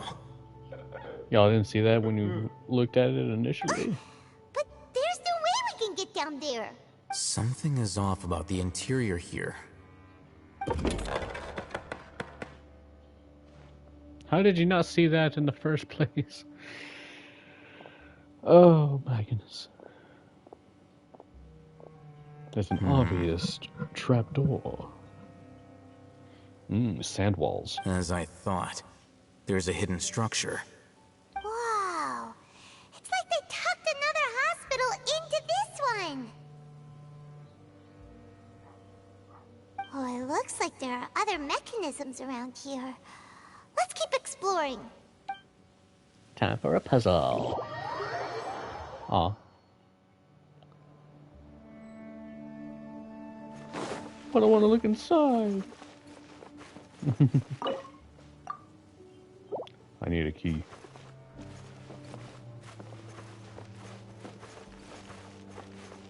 Investigate the elemental monuments around the hospital. I'm going to shoot that one.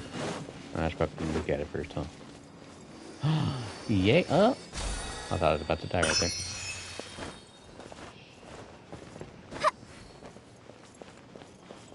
It's whispering.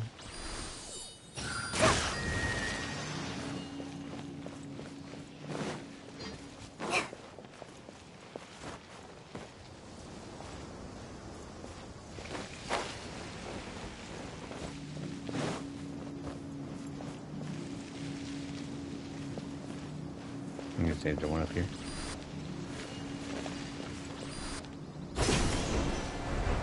Yeah, buddy.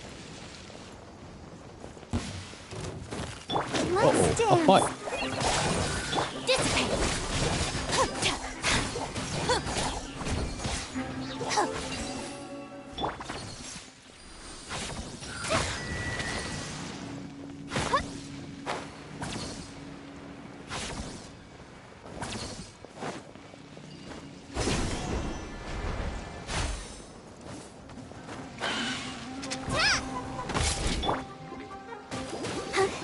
Stand with me.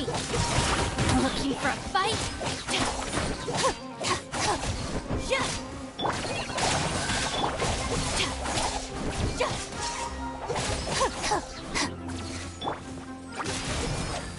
Faster? Okay, faster.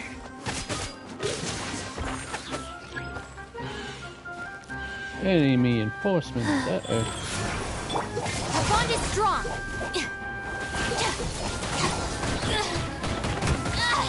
Wow. I'll protect us.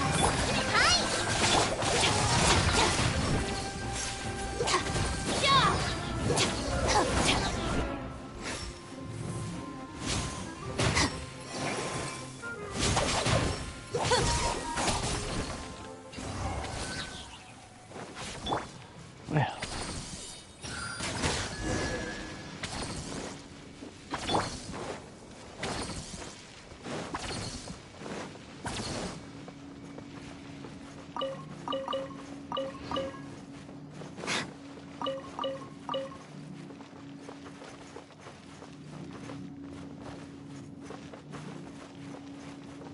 Yay, we've unlocked all the walls. Patient Abbas, male, 23 years old, mole on the left side of forehead and left-handed. While his condition remains very serious, survival will be difficult without professional medical care. The patient's survivability, once found, immediately informed. Don't give up, stay positive. All beings are under the watchful eye of the divine, so don't ever give up. The rest of the document has been rendered unreadable by weathering. Oh. This week's meals. Keep a balanced diet, rest regularly, and maintain a good mood. Monday, minty bean soup. Tachin, lunch. Curry shrimp and panipuri for dinner. Tuesday, salad, biryani, lunch. Fish with cream sauce, potato boat, dinner. Wednesday, shakshuka, bean cake for lunch. The remaining sections are blank. Oh.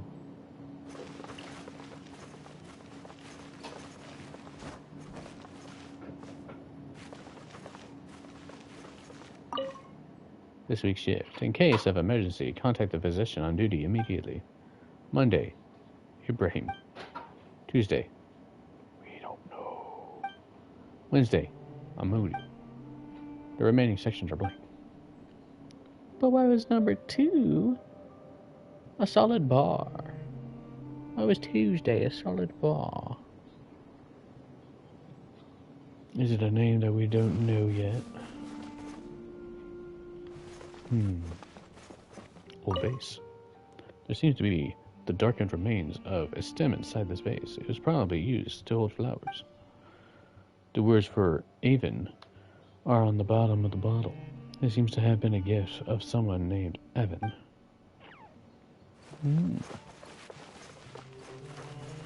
Solid cloth.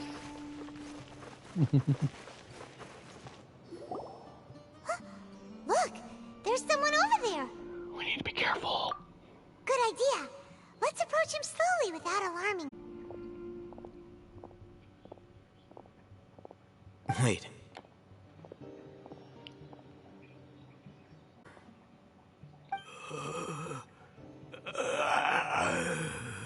Zombie? He can't speak, and his eyes are unfocused. But he looks too young to be anyone's grandfather. Also, why is he the only one here? Didn't expect to see him here. You know him?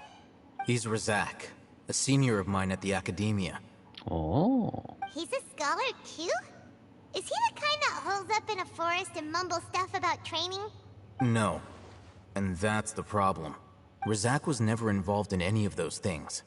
He never trained in the forest, let alone reach Satyavada life. So how to become like this? Leaving that question aside for the moment, him being here alone means that we might be too late. Looks like they've already taken everyone away. For whatever reason, they left Razak here. Perhaps they simply didn't have time to come back for him. There are drag marks on the ground. They're clearer by the doorway. Someone was forcefully drawing a cart that was loaded with something heavy. People? Loaded with people? Hey, Paimon and I are thinking on the same track. That is one possibility. Is that a good thing? It looks like they were in a hurry, as if they were afraid of being caught.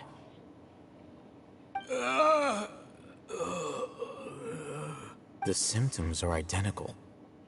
Looks like we found living proof. Huh? Why do you say that? Allow me to jog your memory. Recall your time at Port Ormos. Don't you think his symptoms look familiar? Yeah, he was just in one of those, memory traveling thingamajiggers.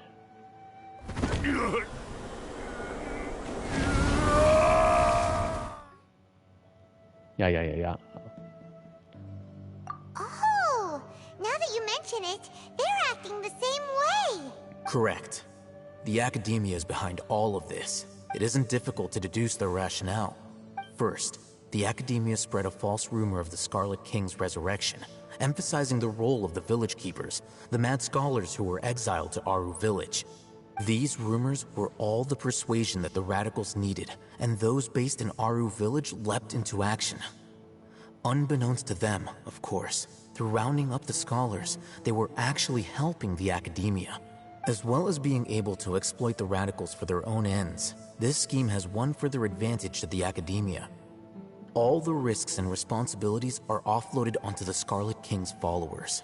Life for the desert dwellers has been brutal ever since the Scarlet King's death all those years ago. Beneath the surface, feelings of desperation are widespread. Many would give everything they have for the prospect of something better. Anyone looking to exploit that for their own ends simply needs to make a few empty promises. Even if complications arise, people will see that those involved are all followers of the Scarlet King and look for no further explanation than differences of belief. A deep-seated mistrust of the desert and everyone in it by the rest of Sumeru will make sure of that. The notion of an academia plot wouldn't even cross their minds. It may seem like a simple strategy, but it is able to work wonders under Sumeru's current circumstances. Oh, that makes a lot of sense. It's in line with the village chief's theory, too. But there's still one very important question. Wasn't it the academia that brought the scholars to Aru Village in the first place? Why does it want them back now? Throughout this process, one thing has changed. The scholars' identity. First, they were scholars. Then, they became lunatics. After that, they were exiles. And finally, they become missing persons. An exile is still patently a living, breathing human being. But when someone becomes a missing person, that is brought into question. If you can't find someone, you have no way of knowing what exactly happened to them.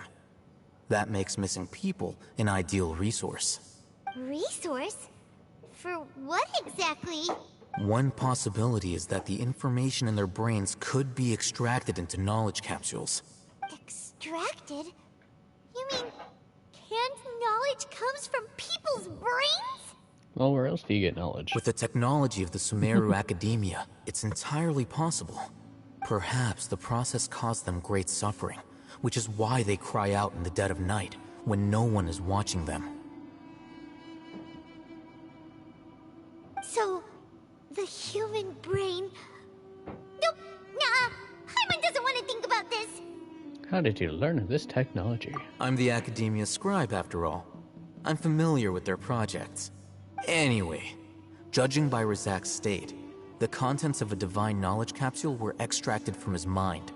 But something went wrong in the process. Or perhaps his curiosity got the better of him, and he used such a capsule for himself. Hyman's a little confused. Can they just use anyone's brain? That can't be right. Most of the mad scholars had made contact with the divine consciousness in the forest.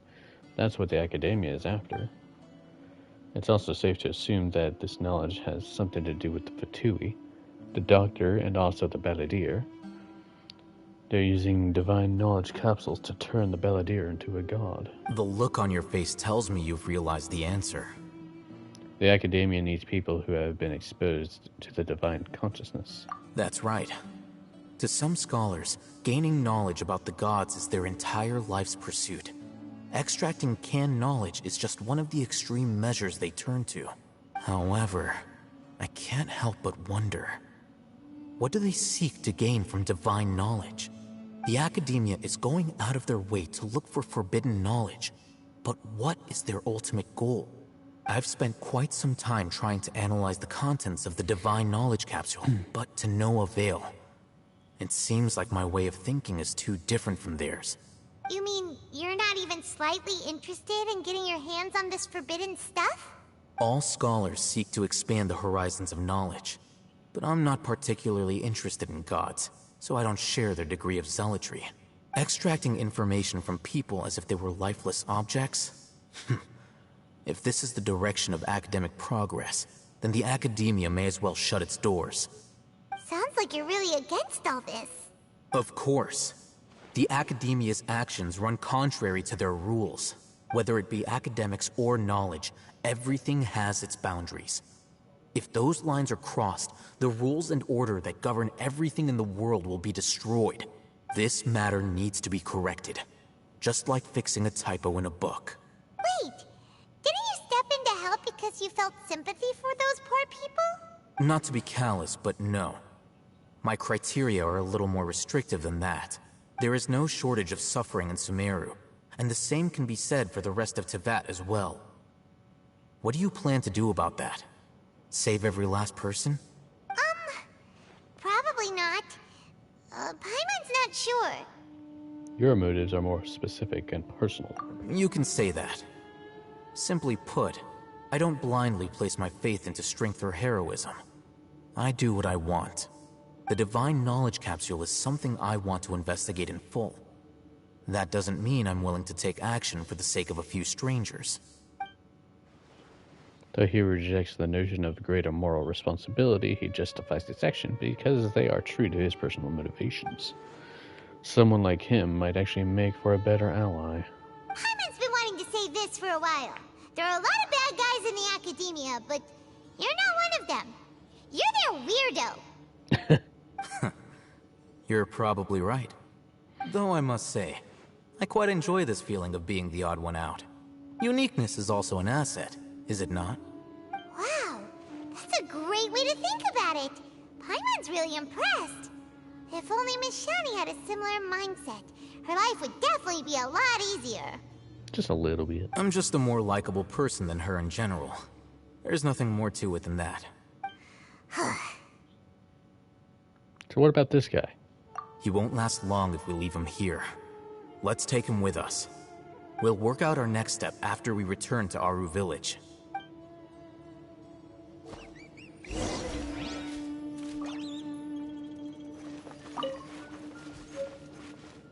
Yay, ancient key.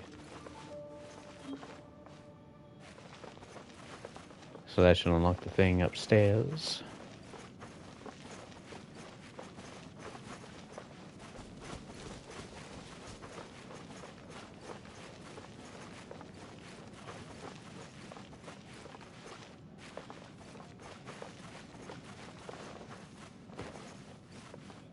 Blackened sugar bowl.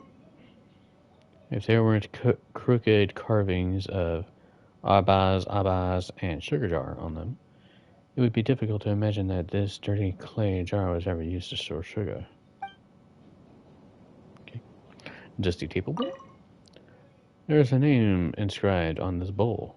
Even.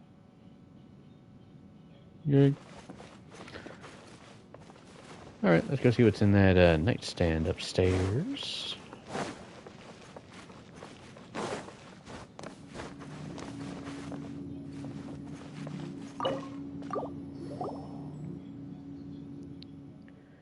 Pino wonders what sort of treasure we'll find here. The shelves are full of thin books. You browse through them and find that they seem to be hospital documents, such as medical records or financial statements. You shut the door in disappointment. Paimon thought there would be some sort of special treasure inside. Even the wooden barrels and crates we find on our adventures are better than this. At least those had cabbage or fowl inside. What is this? It looks like it fell out from over there. That Paimon see. Maybe it'll lead us to some treasure. Patient name, Abbas. Gender, male. Occupation, farmer. Basic status at admission. Scabby skin at limb extremities, multiple ulcers on the back, chest, and other bodily surfaces. Weakness of limbs and poor mobility observed. Mental faculties are coherent, though there are clear signs of fatigue, poor sleep quality, and poor appetite. Doctor in charge, Amaudi. Week 1 of hospitalization. New scabs at limb extremities and enlarged ulcers. The left arm seems unusable and is in pain. Mental faculties are coherent, although there are clear signs of fatigue, poor sleep quality, and poor appetite. Week 3 of hospitalization. The scabs are scale-like and have spread across the surface of the body. There is necrosis and multiple ulcers. The patient has fallen into coma. Week 9. The necrosis of the ulcers has been effectively kept under control, and no new scabs have appeared on the surface of the body. The patient is in a comatose state. Blank person in charge. Week 15. The wound from the replacement treatment has not been healed, even after a long time. No new scabs have been appeared on the surface of the body. There is weakness in the limbs, and the patient cannot grasp items on their own. The patient is also experiencing fever and vomiting. Mental faculties are coherent through fatigue, or though fatigued, poor sleep, and unable to eat. Week 21. We have started to manage to keep the scabs on the body surface under control, and the new limbs function has been restored. The patient is experiencing chronic coughing and is prone to fainting. Mental faculties are coherent and in good state. Sleep quality and appetite are decent. So they seem to have fixed him. Here's a thing along, kitty. Meow. But it says new limbs. So they installed him with new limbs? Meow. Meow, meow. No, meow. I wonder, did they give him like robotic limbs, or did they grow new limbs, or what did they do? Interesting.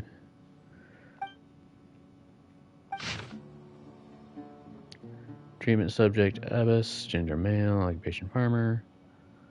Status. After 20 weeks of treatment, specimen 4's new skin and new left arm have recovered well. No changes in appetite or sleep. Mental state fluctuates beyond the normal range. There have been multiple attempts to leave the care area. God's voice guides me is cited as motivation, and the specimen is believed to have delusional tendencies. Additionally, the God's voice described in the confession is probably related to the resonant quake phenomenon present in the internal topographic structure of the dunes. It should be investigated to rule out ungovernable input interference. Increased supervision. Treatment protocol. The second phase of the trial is beginning to see results. The next phase, objective specimen for his organs. Following extensive examination, sample 3 is the best material for the third phase of the trial. Before implementation of blank is required. Continuous vomiting and skin blank is normal occurrence. Blank must be prepared beforehand for specimen 4 to maintain the circulation of blank. After completion of the basic blank operation, observe the subject for 1 week. If normal physiological activity is observed in the organs, the rate of deterioration, my brain, of surface scabs is reduced, and limb function is restored. The next phase of the blank trial can commence. Holy crap. I'm not going to read all that. So there's a lot of blanked out things.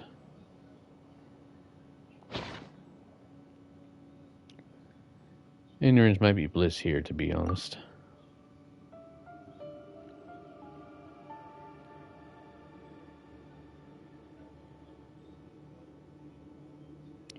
Could be underground water flow or creature activity.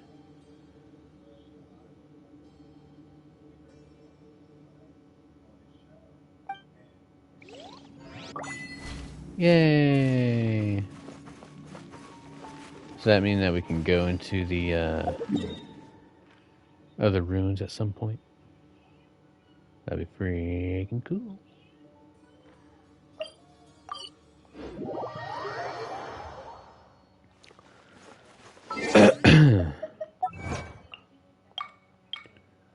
People don't want to mention his name, nor do want to remember his words or deeds.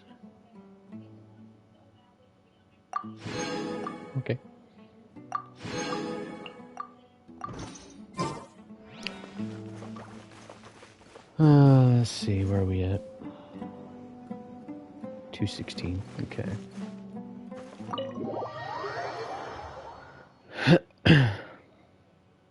We're back! Depending what goes on, that'll probably be the last thing that we do. Whatever happens. You must be tired. We'll see. You should rest and take some water. What's the situation? Who's this? Unfortunately, somebody who's too young to take on the role of Isak's grandfather. Nevertheless, he's one of the people we're trying to find.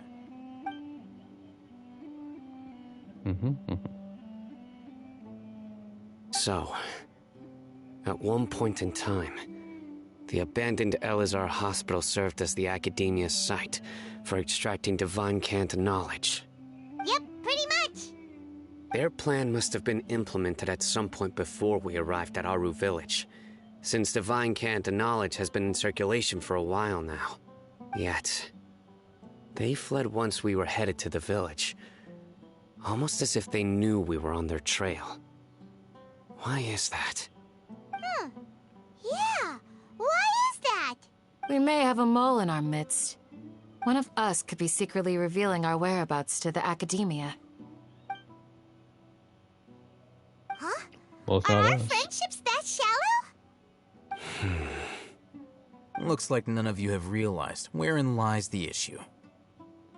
Care to share your thoughts? Sino, you're the reason why they can predict our movements. Wait, what's that supposed to mean? Choose your next words very carefully. It is simply a logical inference. I have my reasons. So what you're saying is... Sino's the mole. Interesting.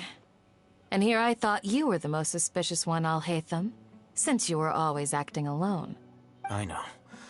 You have a point. But I realized something as we were returning from the hospital. Sino isn't like any of us. What are you trying to say? Do you still remember who you are, General Mahamatra? As a Matra, you are no doubt privy to certain kinds of information. Before you can take action against someone, you are required to have all the facts available, including the less than savory details. Simply put, the Academia has traditionally allowed you access to a wealth of sensitive information. Knowing their modus operandi, wouldn't you expect them to take precautions against you? If you want to raise a vicious wolf, you need to make sure that you can avoid its bite. The Academia is monitoring me? Mr. Kitty?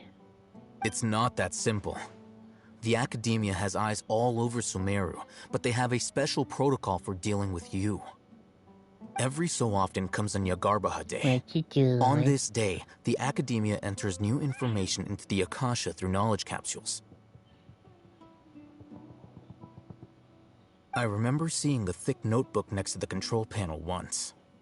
Its contents were all about the General Mahamatra, his activities throughout the day, preferred methods of enacting judgment, everything.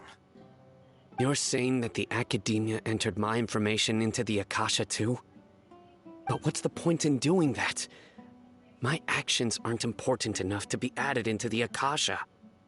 The Akasha is capable of computation. The Akasha's algorithms are entirely capable of predicting your movements using the data entered. When you would depart, the route you would follow, your destination. It knew all of this. It predicted my every move. The Academia has been watching you longer than you think. So that's how it is. Sino adheres to his principles so strongly that he's actually a thorn in their side. Tenacity of will and steadfast faith are worthless to the Academia. They need scholars who are easily pliable and mindlessly go after anything they can profit from. Sino, don't take it to heart. This just proves how much of a trustworthy ally you are. They escaped because of me. Don't blame yourself. It's not like any of us would have known. Exactly. I have an idea. If they predicted my movements, then I might be able to guess where they went. Whoa, you bounced back fast. There is always an opportunity for safety after danger passes. Oh, so that's how it Academia is trying to avoid Sino, then the safest place would be... One step behind him. Yep, that's right! They'll want to proceed in the direction opposite of where I'm going. You're getting smarter, Paimon. I must go. There's also something I want to investigate. Let's go, guys! After him! Please, wait! I want to go too! You want to go too? If so, you have to promise you'll stay safe. I want to find Grandpa. I promise I'll be careful and not cause any trouble. Everyone, I leave him in your hands. Alrighty. Yay! Let's go! Remember to pack some food with you. Paimon feels like we're missing someone, though. Y'all didn't see Dekia leave out the room. Good lord. She was the farthest one from the door.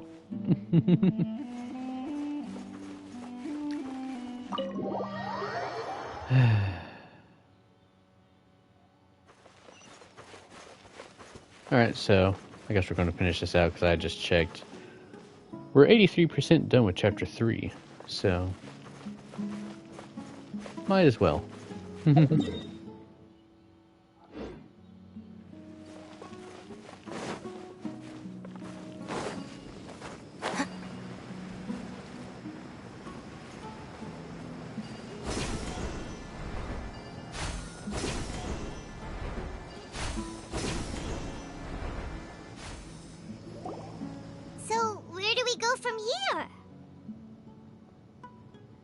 Sinu, do you remember the route you took? Yes. After leaving the village, we should head straight toward the desert.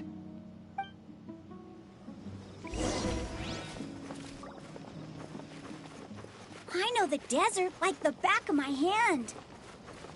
Is that because you play here a lot? Yep. One time, Grandpa almost got lost in the desert, but I was the one who brought him back. This is one of those scenarios again where Sino runs faster than I normally run. But when I sprint, then I'm faster than him. What's this? It's buried in the sand. Looks like we'll need to roll up our sleeves and do some work. And Paimon thought running around everywhere was already enough work. Now isn't the time for complaining, Mr. Paimon, Mrs. Paimon, little Paimon, the Paimon. Okay. So, we have to dig it out? Whatever's down there looks like it's buried really deep. With some effort, you managed to retrieve the buried objects. These are likely fragments of an Academia-developed device, something akin to a headset. Looks like it. Looks like there were more than one village keeper. They must have been escorted this way, because there are device fragments scattered around here. Let's split up and search the area. Chances are that we'll find other things nearby.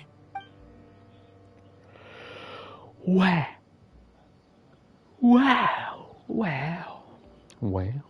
Is this what we're searching for? It looks kind of scary. A lot of, mental devices. This is definitely a device used to extract divine knowledge. How did it end up buried in the sand? That can't have been part of the plan. They must have been attacked along the way. Wait, what? Grandpa, I hope you're okay. Don't worry, your grandpa's gonna be fine. We got you, bucko. Rizak didn't display any signs of starvation or dehydration, which means that they left fairly recently. We should be able to catch up. One more thing. Given that the device had been entirely covered by sand, I believe the attack must have happened prior to the sandstorm. Unless somebody buried him. Let's keep going. They can't have gone far.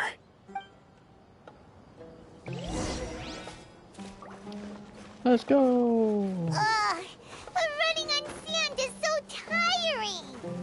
Come on, you're flying. But Come on now. You're flying, aren't Exactly. you, Paimon? Is flying over sand tiring too? Of course it is! I mean, Isaac knows exactly what my standpoint is. Voices, over there. That sounds like an argument. Whoa, you have really good ears. Don't get any closer. They'll notice us. What's going on over there? Dia's talking with the Eremites? Very interesting. Let's listen in. If you had informed me sooner, there'd be plenty of room for us to... You're one of us. We would never lie. Scholars. You don't know as much as I do. Need me to... I knew it. That's our Dia. Dia? Why would you... Dia! The kid. The kid. He's causing a problem. Hey, what are you doing? Huh? Didn't you say you'd help me find Grandpa? Why are you on their side? Well, look who's here. Ain't that something? This complicates things. You've betrayed Aru Village? So, this is the great General Mahamatra. Dear, you'd be better off as my assistant than hanging around with this motley crew. Seen for yourself. I have the means and methods, and my ideals are far more admirable than theirs. I'm not the type that's easily swayed, Raman. You of all people should know that. Wait, what's going on, Dia? Whose side are you on here? Shut it, Paimon. It doesn't matter. Whichever side you pick, nothing could deter us from the grand mission of resurrecting the Scarlet King. Once our Lord of Old returns to this land, we will have a new beginning. Face the facts, Raman. It's not gonna happen. You should understand that more than anyone. Have all your years as a merc taught you nothing about placing hopes in a ruler? I'm a desert dweller and a proud follower of the Scarlet King. Whether I live by the edge of the sword or in peaceful comfort, my soul will always carry this conviction. It's not too late yet. The village mad scholars aren't gonna bring the Scarlet King back to life. You don't understand, my dear lady. Pursuing our faith is our purpose in life. Even if the chance of success is 1 in a million, we must be willing to give everything we have. Even if it'll expose you to the academia? Even if they end up disbanding the Eremites? Your Eremites, which you've worked so hard for all these years? Yes. We've waited a long time for this day to come. The sun and the moon no longer shine here. All you see now is cracks in this desiccated land. But fate has finally dealt me a hand to play against the Academia. With these scholars in our custody, we'll stomp the Academia's forces and fight our way beyond the wall of Samiel. Ridiculous. Think about it. The Academia controls the entirety of Sumeru. Your powers are negligible in comparison. If you still don't believe me, then try asking these two men. They're also against the Academia, but neither of them are as arrogant as you are. They look more like pawns of the Academia to me. Why would I listen to anything the people of Greater Lord Rukkhadevada have to say? Filthy traitors. Your god abandoned all honor and betrayed the Scarlet King. We desert dwellers will never trust the likes of you. It's impossible to communicate with someone so hostile. Perhaps we should. Do you really believe that by kidnapping the scholars, you'll be able to negotiate with the Academia? Al-Haytham? These people have no value as bargaining chips, but I could be persuaded to take their place as your next hostage. These scholars were exiled from the Academia.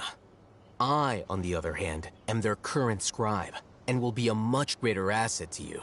Wait, you can't be serious. So, you want to trade places with the hostages, do you? Precisely. Any wise person would gladly accept my offer. What are you thinking? What if they decide to kill you instead? Well, that would be bad luck for me.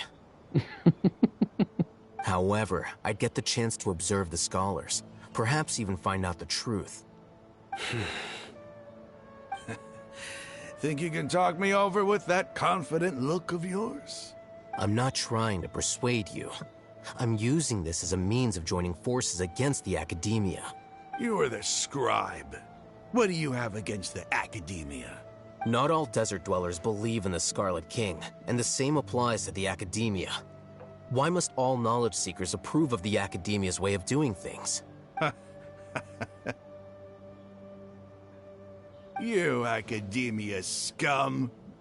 Every last one of you is nothing but a hypocrite, just like everyone else on the other side of that wall. I've made myself clear enough. I won't listen to another word from the Dendro Archon's people. Not so fast. I'll hate them. Do you stand by everything you just said? I never make empty promises. You know you're making a dangerous decision, right? I do. Good. Raman, hear me out. These people are my friends. Maybe you can't take the followers of the Dendro Archon at their word, but what about me? Do you trust me? We've known each other for years. Of course I do. In that case, I'm willing to vouch for their honesty with my right arm. Come on, Raman, don't be a coward. If you're serious about taking on the Academia, you need to steel yourself. You can't be afraid. An arm from the Flame Mane. You've piqued my interest. But what if you refuse to oblige? What should I do then? No one's a fool here, Dia. We're mercs. And mercs don't tend to live long unless they have their wits about them. You're not wrong, but this is different. I promised my friends that we'd bring back the Village Keepers together. Let's do it right here then. Give me your right arm as proof of your resolve. Don't listen to him! He's not even trying to negotiate! He just wants to make things more difficult! That's fine. Are you crazy? We came here to save lives. One arm for that many people is still a pretty good deal, if you ask me. Raman, I'm holding up my end of the deal here. You'd better not let me down. Sure. Go ahead and cut off her right arm. Oh, hell no. No! Dia! What are you gonna do? Think of something! Stabby stabby? You don't have to go this far. That's not for you to decide. Do it! Yeah, no.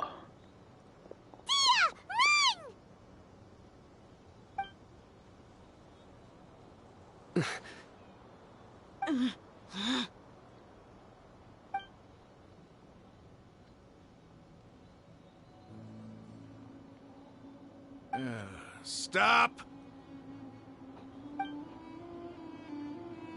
What's wrong? Can't do it? Flame Mane, you and I are both desert folk. Cutting off your arm is no different than cutting off my own fingers. Where's the sense in cutting my own kin to pieces? You've shown me that you're serious. Go on now, take your friends and leave. Meet me in the desert at noon tomorrow.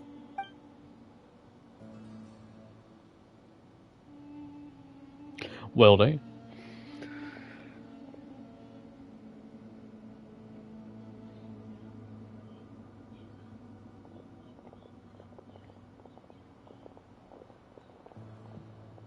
Phew. I was really counting on him not going through with it. Dia! That was crazy! Have you all lost your minds? What if he'd actually cut your arm off? Then I just have to hold my claymore with my left arm. Please don't do that ever again. Okay, I'm sorry. But sometimes when you're out on a limb, you gotta double down to seal the deal, you know?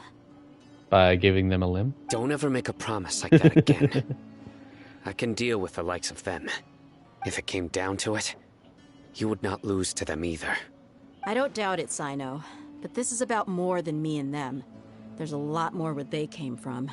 Even if we got rid of one bunch of radicals, there are others out there. Wiping them out would do more harm than good.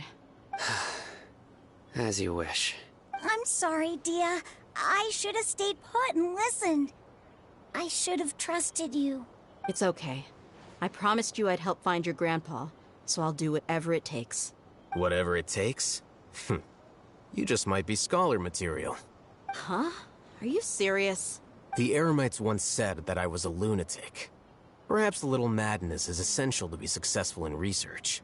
Why does it feel like he's using his praise for me as an excuse to brag about himself? I think he was just stating the truth. Okay, let's get moving. We should head back to the village and rest up. Today was just a trial run. Noon tomorrow is gonna be the hard part. I'll return to the Aru village.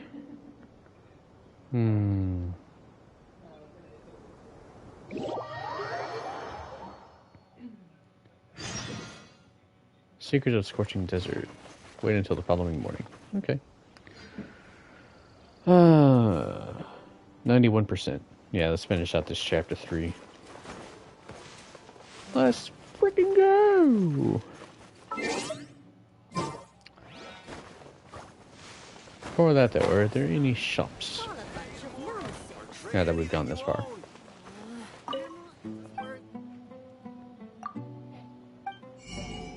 Hey, finally, Aru mixed rice. That looks freaking good, man. That looks freaking good too.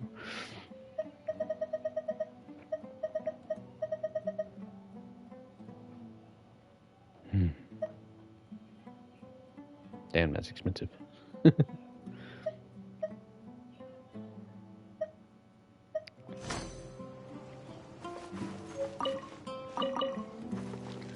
Alright, well, finally shops are open then.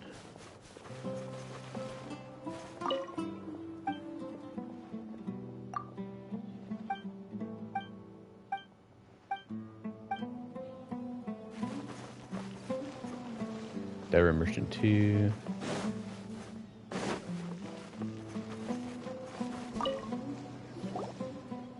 I'm only doing this so I can see what you might have.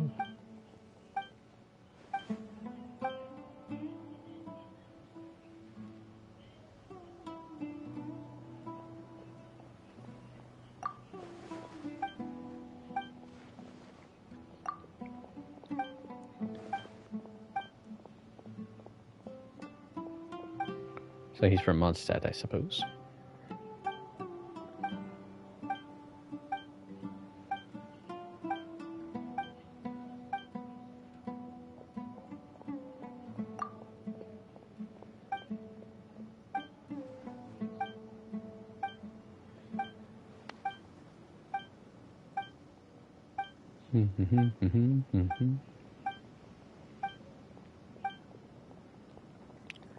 Dialogue.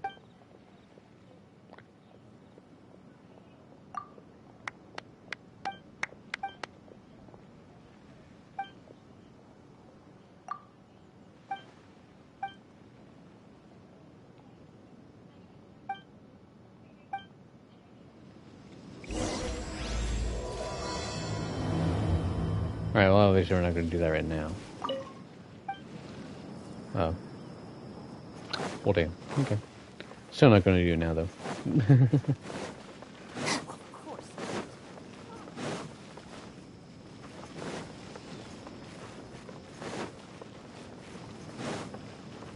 There's only one merchant at this time.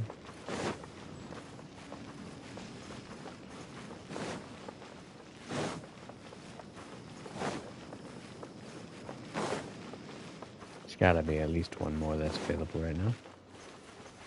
I think.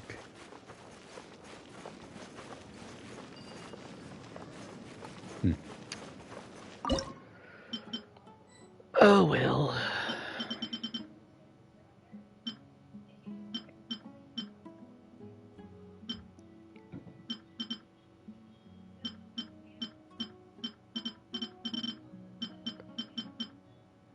I need some beans.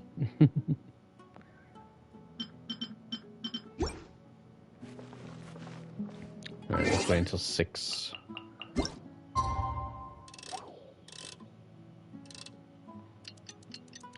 we can finish out chapter 3. And then we can do chapter 4 on the next situation. Huh?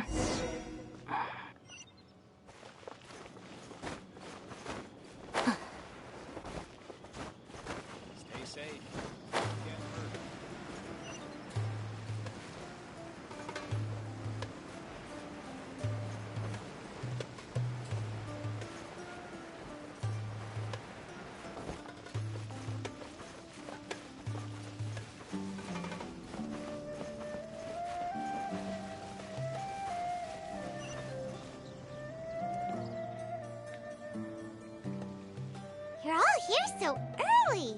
Yeah. Looks like we have everyone here. Isak, are you sure you want to come with us? I'll watch from a safe distance. Dia, I want to be there to bring Grandpa home. Okay, let's go then. Dia, wait. What's the matter? I heard that you were quite reckless yesterday. No more of that today, understood? Or I'll be very upset with you. What are you, her mother? Fine.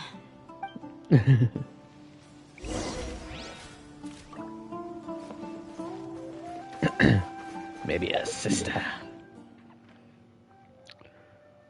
Oh, wow. Okay. Well, at least we got this area that we can travel from. Make things a little bit faster. Oh, y'all heading in that direction too. Cool.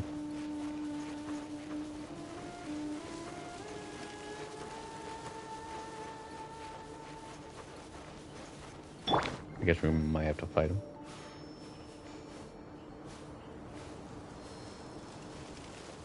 I think they're just doing circles. Y'all just doing circles? Alright, well, if y'all just doing that, we'll go this way. Can I get a zip? Thank you.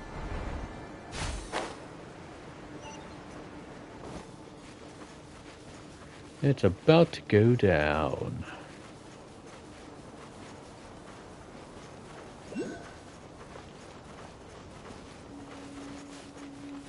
I know there's a thingy over there, but I can't get to it.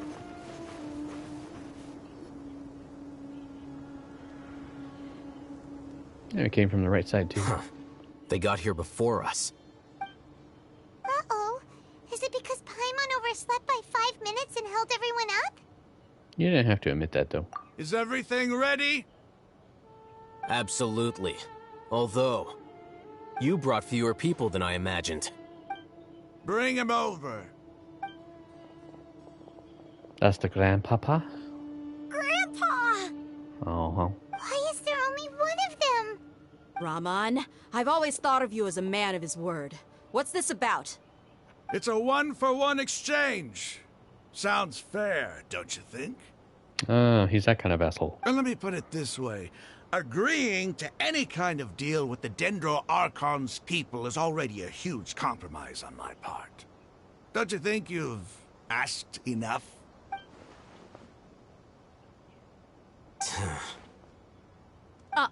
You stay right there!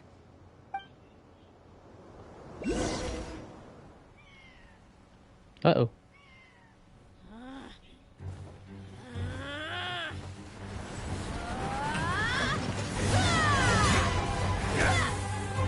Kick his ass, stay here. Playmate! What do you think you're doing?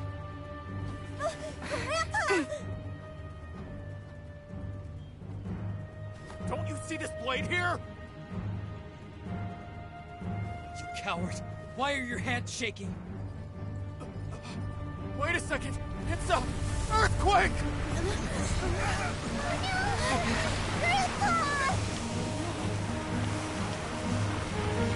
Kusanali! Yeah, baby. Come on, kitty. Thank you, Kusanali. She's so awesome. Paimon's dizzy. Can't wait for her to come out in 3.2.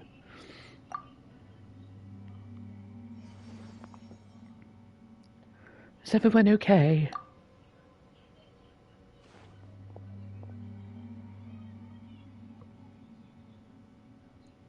Oh, that's another cabin. This day's going just great. Just fantastic. What a nuisance. The sand dune collapsed. I saw an energy field. The village keeper protected us. It glowed green with dendro. Just like you said, it may well have been the remains of Lesser Lord Kusanali's power inside the scholar's body. No doubt.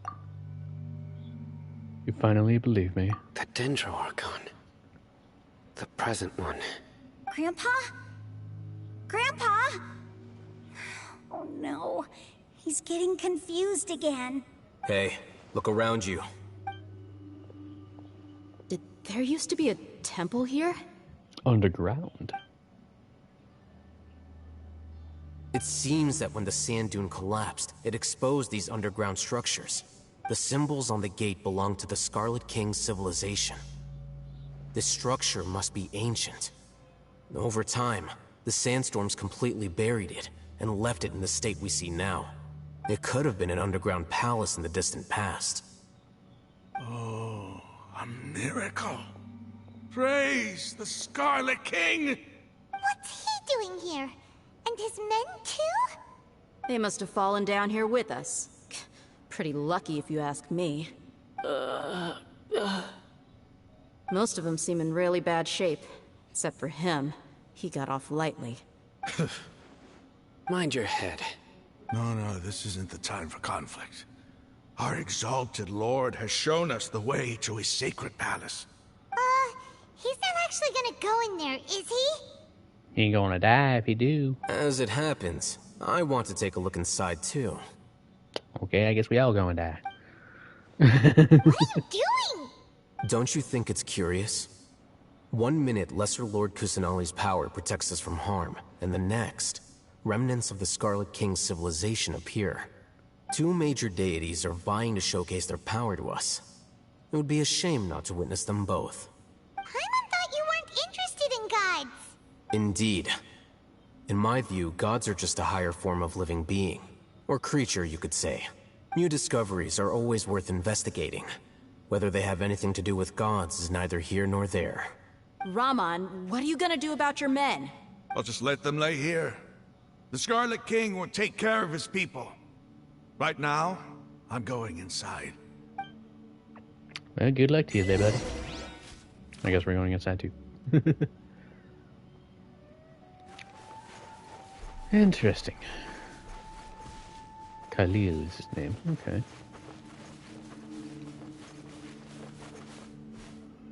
That's quite a drop there. Oh, and the hole's there now too.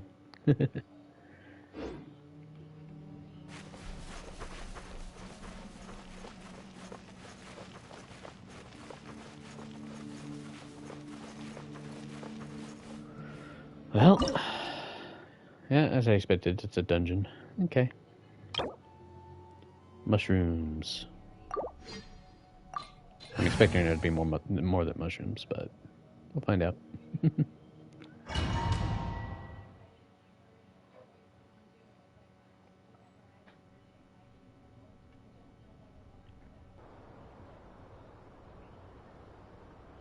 It's full of life here. This defies comprehension. It looked completely desolate from the outside.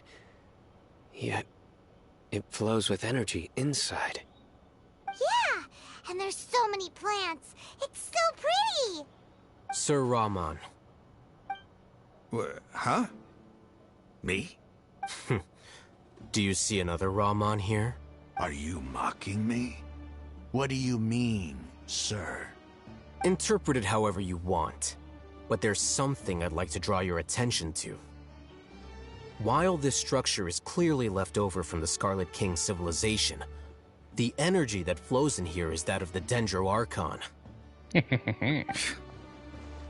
Whatever you say. It's not like I have a vision. There's nothing to be angry about. Think of this as an academic journey. It does seem kind of strange. If that's true, then we might have to explore this whole area to find an explanation. Then let us explore.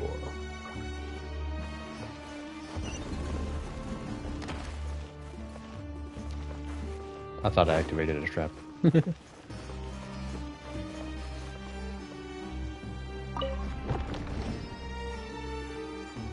Okay. We got some puzzles going on.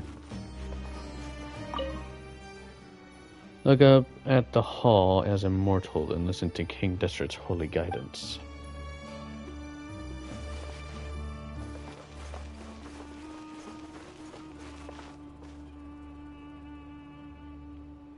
Okay.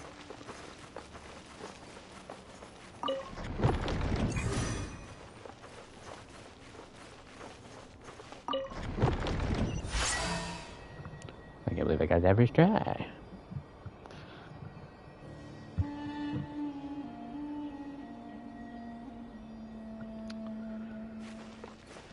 Well, down to the depths we go, I guess. Make sure I'm not missing any juicy details.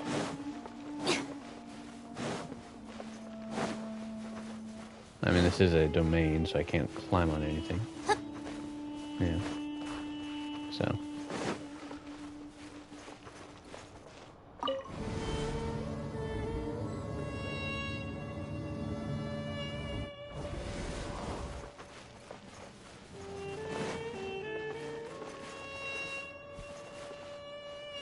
Interesting.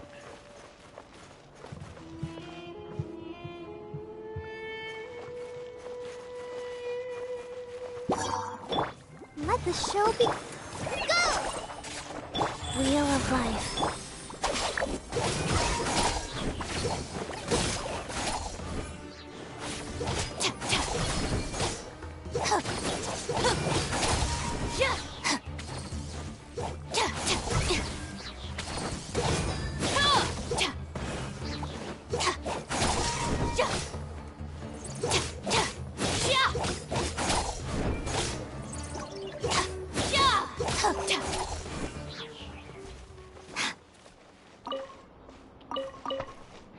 Okay.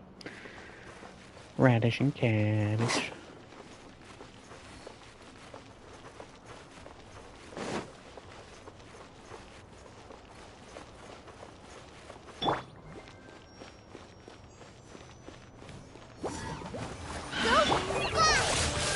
Stand with me!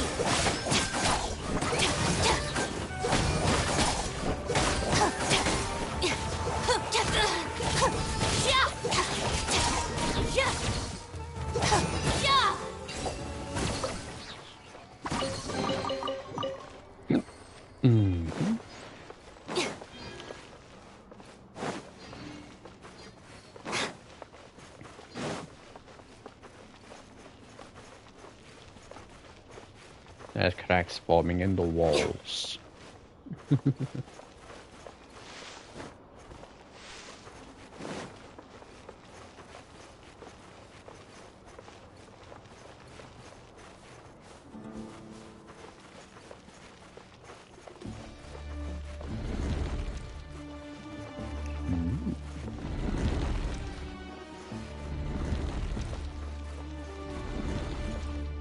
Ah, we got a maze.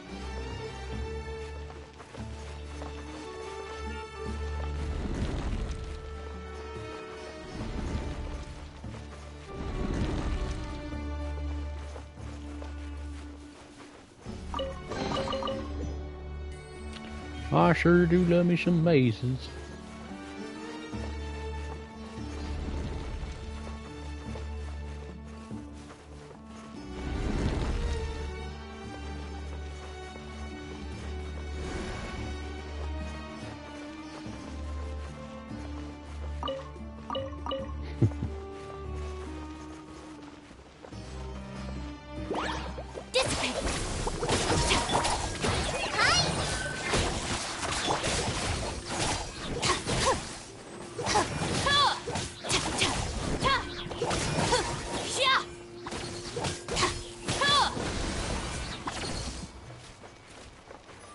Cool.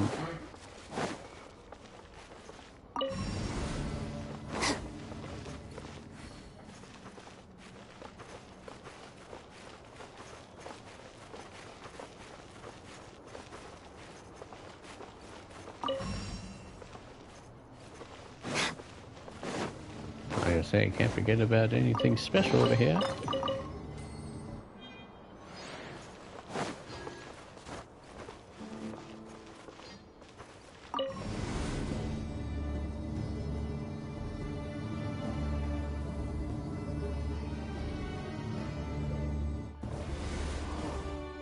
All right. More mushrooms.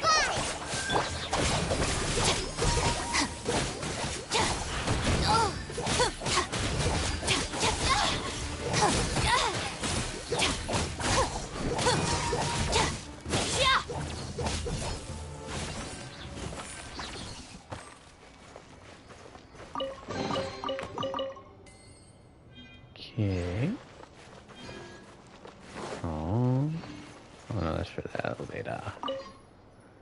After 6 days infiltrating the temple, I finally understand the priest's parlor tricks.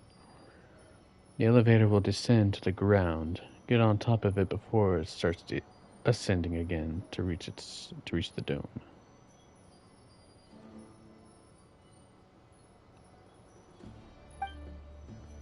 Nonsense like forbidden ground ahead mortals shall not pass or whatever are just made up by the priest of hoodwink us. I leave this method here in hopes that people of King Deseret who shall travel here in the future shall freely enjoy the privilege of witnessing sacred presence. Okay. Oh, I see.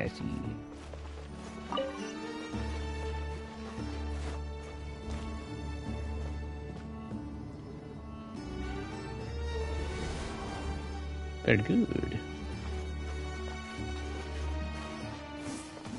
Get with me!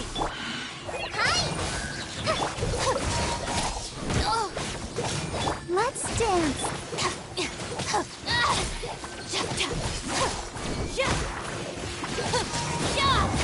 Looking for a fight? Dissipate!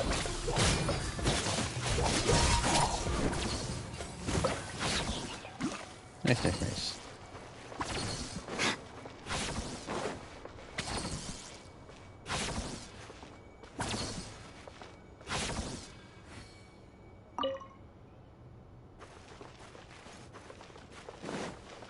I get it.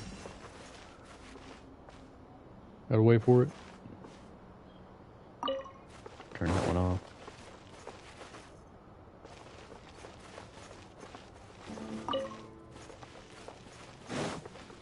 Okay, that didn't work.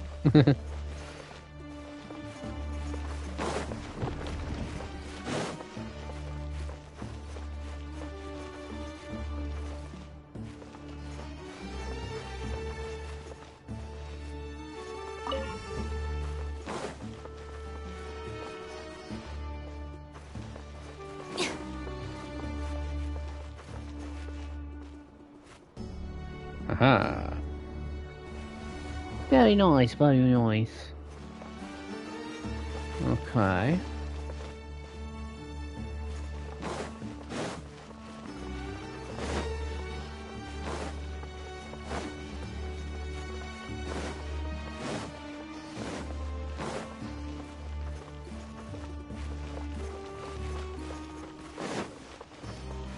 Guess we'll get back on the elevator.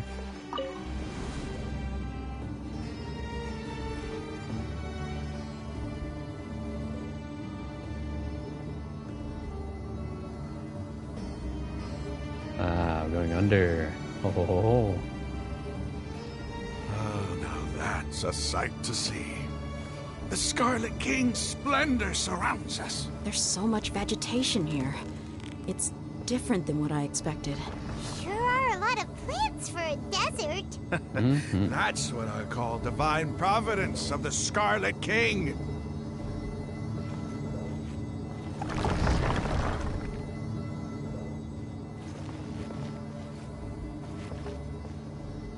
Ooh, hello.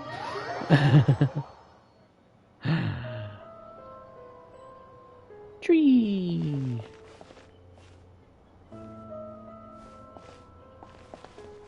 Isn't that the big tree? Looks like the big tree. Almost. It's getting brighter. Oh, it looks so beautiful.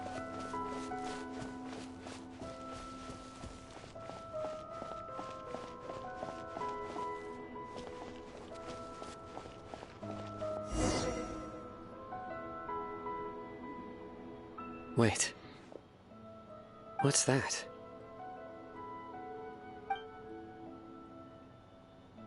Statue of of Anubis. flowers. And it looks like there's something among them. It looks like a tomb.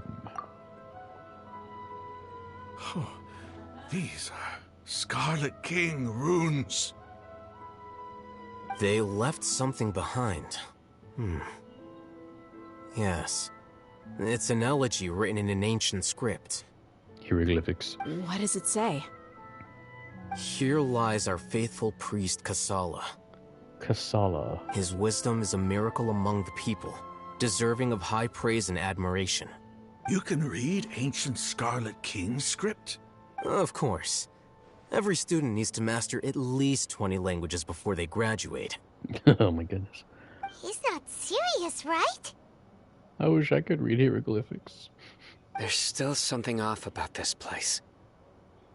The elemental energy here is too concentrated. The scent of life.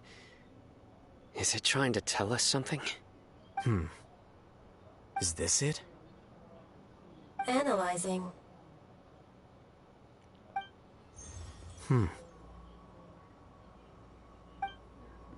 There seems to be a hidden message among these skeletal remains. Excellent. There's a device from the Scarlet King's civilization in this gravesite. I'll transmit the information over and project it for everyone to see. Isn't sharing knowledge against the Academia's rules? Yes. However, under the circumstances, I'd prefer you to see this for yourself. You'll understand after watching it. A hologram?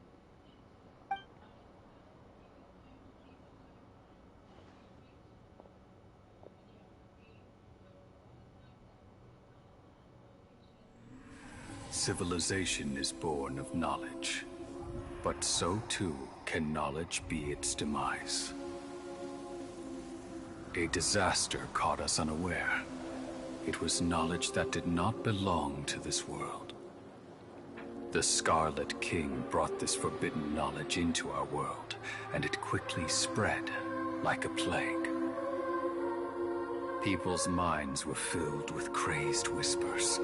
Dark gray scales spread across their bodies. Even the land was stripped of its vigor. Only a desperate, deathly silence remained. Were it not for greater Lord Rukkhadevata from the forests, the damage would have been irreversible. She summoned the priests to build temples and infused into them the divine power of life. The disaster was miraculously tempered, and the embers of our civilization were preserved in Aru village. Alas, the miracle could not last. As long as forbidden knowledge continued to exist, it would forever blight this world. In the end, the proud king of the desert, my eternal lord, chose to sacrifice himself. I have spent my whole life since guarding one of these many temples. But now, my duty is coming to an end. As I close my eyes for the final time, the sight of that noble deity will appear in my vision once more. In helping the Scarlet King to eradicate forbidden knowledge, she exhausted her strength, and her form became that of a small child. How strange. Now that I think of her, I no longer have any fear of death, for I sense that the spirit of life will abide with me during my eternal sleep. Children of the desert, cling no longer to past grievances, but hold tight to the memory of this act of benevolence. What was that? So Rukkhadevata used all of her power, and I'm assuming then Kusanali is what's left of her power is being strengthened. Is that what's going on? Rukkhadevata is actually Kusanali in a rebirth kind of sense? A reincarnation? The priest's memories. It's pretty badass. No. If that's true. No, impossible. Greater Lord Rukkhadevata. So the former Dendro Archon and the Scarlet King were never enemies at all. But this doesn't make any sense. The Dendro Archon's followers, they're clearly... Was that the former Dendro Archon? She became so tiny in the end. Greater Lord Rukkhadevata came to the rescue of King Desret and his people, but eradicating the forbidden knowledge took so much of her power. The two deities' followers have resented each other all this time, completely unaware that their gods stuck by each other through life and death. You might be distrustful of the Akasha, but there's no reason for you to doubt the Scarlet King's technology. You've just witnessed his priest's last words. I've never heard about any of this before. The surviving followers of the Scarlet King all gathered in Aru village. Our god did not make mistakes. We refused to believe any of the rumors. The Scarlet King's death, the all but total annihilation of our civilization, it was all Greater Lord Rukkhadevata's doing. We saw her as nothing more than a traitor, who stabbed us in the back in our moment of crisis. Just like us humans. Fighting, feuding, double-crossing each other to survive in the desert. You were blinded by your prejudice.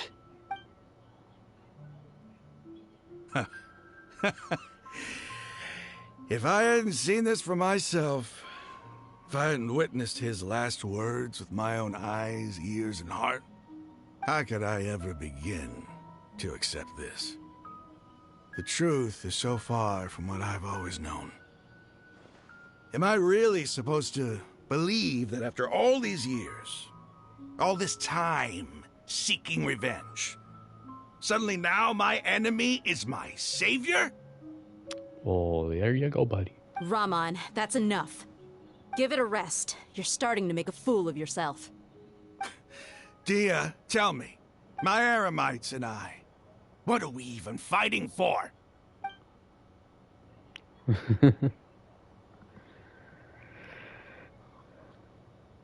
Hey, how you doing? I'll live. Thanks. I should probably go. Can't just stay here forever. What's your next move gonna be? Oh, I know what you're going to ask. I feel deeply ashamed of everything I've done. You'll get everything you're asking for. But please, give me some time. After everything that's happened here today, somehow I need to explain it to the others. It's not gonna be easy. Well, I guess that's for me to deal with. Dia, this is where our camp's located. Make a note of it. When would be a good time for us to go? Tomorrow. I'll convince everyone that we're all on the same side. And I'll return every last one of your your village keepers. We'll share our other resources with you too. You seem to finally understand that our true enemy is the sages. Yes. The gods never gave up on anyone. It's the people responsible for all this that need to face the consequences of their actions. That must have been rough, but he seems to have figured things out now. Ramon's no fool. Being the leader of your own faction in the desert is no easy feat. At least we all seem to be on the same page now, though. It's too bad he was held back by his belief in the Scarlet King. But now that that's changed, I guess we have a few more people on our side. The outcome, at least, is favorable. We should get going too. Let's head back, have a proper meal, and a nice, long sleep. We'll need all our energy tomorrow.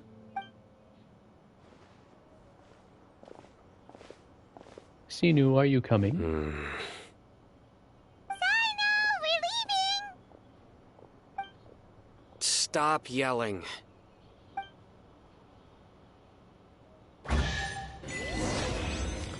Something seems to be on the lad's mind.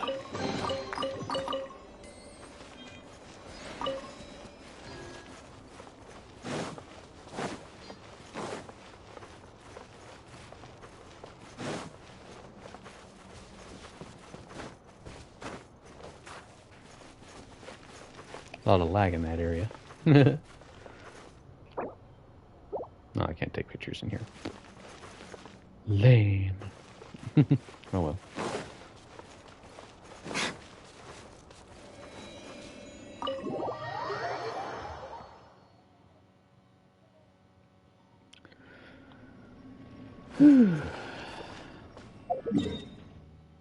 Alright, so where are we going? All the way yonder. Okay.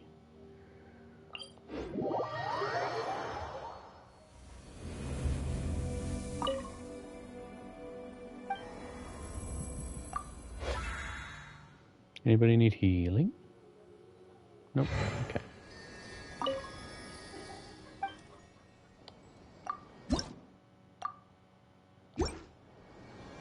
I had 4 of those and it still felt like it was a small amount.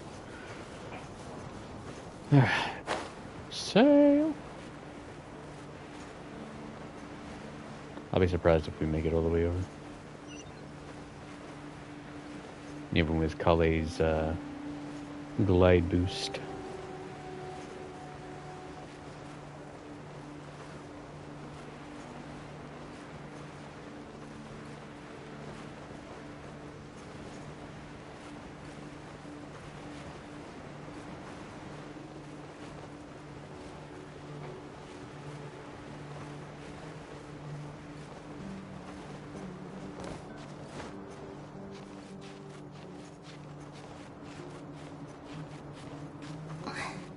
I was like, what the heck? Alright, if I let go, I'm gonna be okay, right? Alright. Good. Because I wouldn't be able to make it up there if I could not.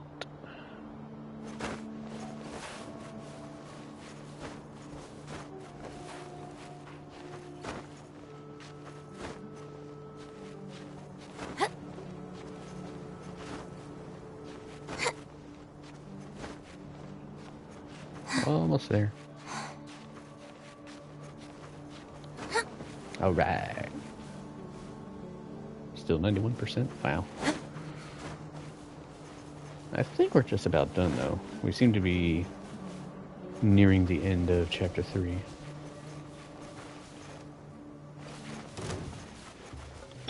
If you insist. Let the show begin. Go!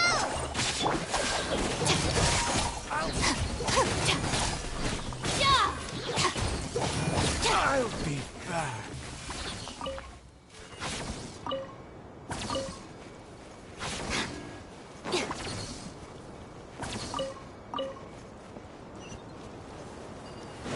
Ah, I was hoping that there was such a thing. Thank you very much.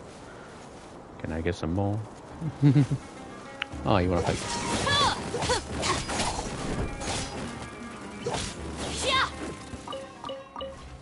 Thank you.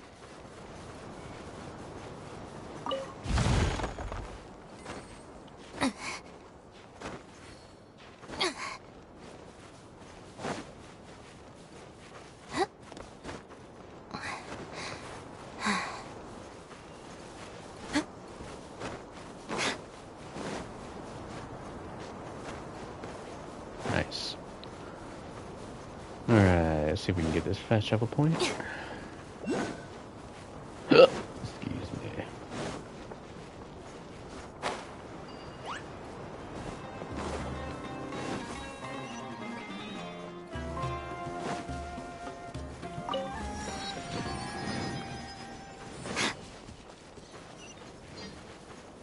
Hi, Eremites. We're all good? Okay.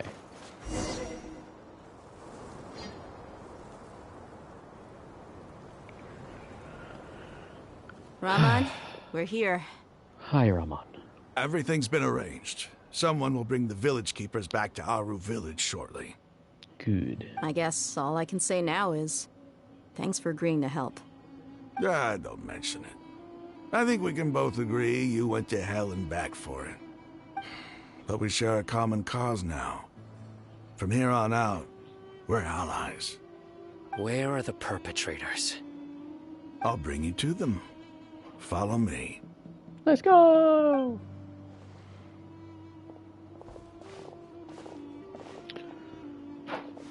So these are the people who kidnapped the village keepers.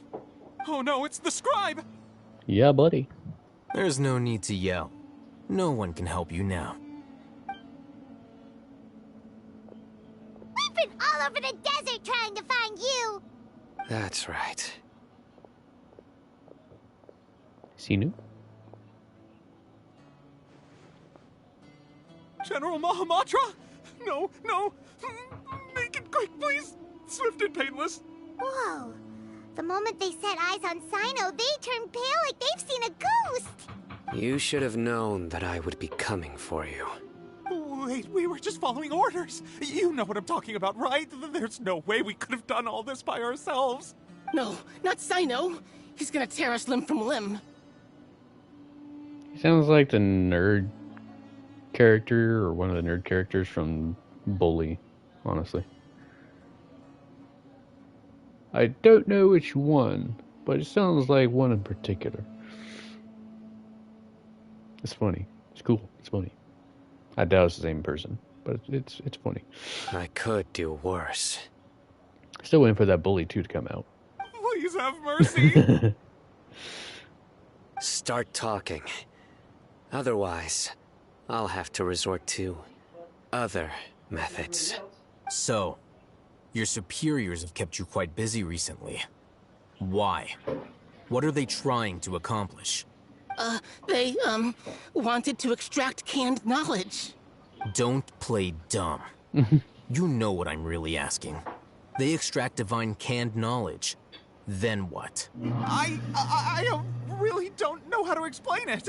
Well, you better start talking or you'll be sorry! Yeah. You don't want to make things any more difficult for yourself, do ya? You literally got like 4 or 5 people here angry at y'all. You need to fess up. Be my guest. The sages are trying to create a new god, aren't they? Uh-huh. That sure didn't sound like a fancy metaphor or anything. You're serious, aren't you? How did you know? There's no use hiding it now. Yes, you're right. The Academia is working on an important and potentially world-changing project. They are creating a new god. A god that will belong to them and to the people of Sumeru. It may seem as if Sumeru's academics are thriving, but ever since the death of Greater Lord Rukkhadevata, scholarly breakthroughs have been few and far between. The withering of Irminsul has been getting worse recently. The sages have tried everything they could think of, but nothing's worked. I'm always hearing them say things like, if only Greater Lord Rukkhadevata was still with us. Continue. And then, someone from the Fatui showed up. They called him the Doctor. He brought a gnosis and said he wanted to borrow the Academia's research facilities. The Doctor was previously expelled from the Academia. At first, the sages looked down at him in disdain. But when he said those words, everyone's expression changed. He asked them, "Do you wish to create a god?" This is what the arrogant ignorance at the extreme end of academia looks like. First, the Academia spent a long time constructing a divine vessel, which was based on an exquisite humanoid puppet. After that, they harvested dreams via the Zeb-Zerus Festival Samsara, maximizing the Akasha's output. With the Doctor's help, and the Akasha now functioning at maximum efficiency, they were able to use it to extract the power from the Gnosis and convert it into a divine core. Next, they decided that their new god needed to possess divine wisdom. For that to happen, they needed a huge quantity of divine canned knowledge. It adds up. But how do you determine whether the knowledge extracted is of divine origin? Call it an educated guess? The Academia has been trying to figure out the exact source of the Scholar's madness for centuries, but to no avail. Nobody can explain the cause of this phenomenon. Surely you can see what that implies, Scribe Al-Haytham. If it's knowledge no mortal can comprehend, then it must be something only gods are able to decipher. In other words, it's the source of the God of Wisdom's omniscience and omnipotence.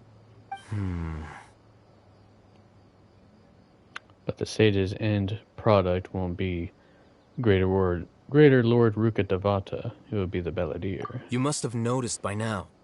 The Academia doesn't care about who their god is. It's the ability to exercise control over knowledge and wisdom that matters. It is as if they are cursed with a desire for omniscience and omnipotence that burns in their blood. Some organisms demonstrate phototaxis, and thus orient their entire lives in respect to sources of light. For the sages, their only source of hope is the existence of a deity who embodies the acme of wisdom. This is but a form of phototaxis. For many scholars, the absence of a god of wisdom means stumbling in the darkness for the duration of their lives. Then what does Lesser Lord Kusanali mean to you? Is she not a true god present in this world? If you already have a new god, why try to create another one? From the beginning, the Academia has never treated her as a god. When the Academia first discovered Lesser Lord Kusanali, the newborn god of wisdom, the sages hoped that she would be as wise as Greater Lord Ruka Devata.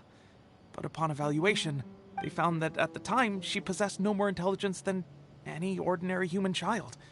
The sages never had a ruder awakening. This forced them to accept that Greater Lord Ruka Devata had indeed passed away. Not to mention that Lesser Lord Kusanali's gnosis had been used to power the Akasha this entire time. By herself, she has neither an Archon's raw power, nor the spectacular insight expected of a god of wisdom. Slowly but surely, people began to forget about her existence. So, this is the path the sages have chosen. Even now, they still refuse to acknowledge Lesser Lord Kusanali. Never imagined a god could be subjected to such cruelty. All right, let's try to keep our cool. If everyone's in a bad mood, then let's change up our scenery. Rahman, give me a few men to help us escort the village keepers back to the village. And these two scholars, they're coming too. Sure, as you wish.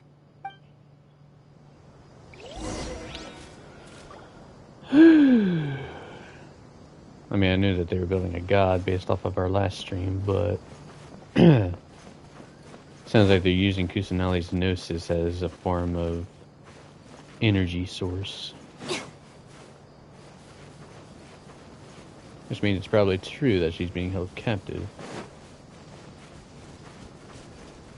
I mean, as of the last stream, she obviously is being held captive as a source of power for the Balladeer and stuff, but judging from what the scholars said, it seems that her gnosis has actually been in use for quite some time now.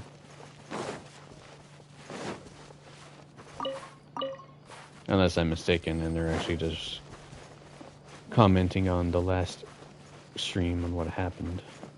So, a lot of cray-cray going on.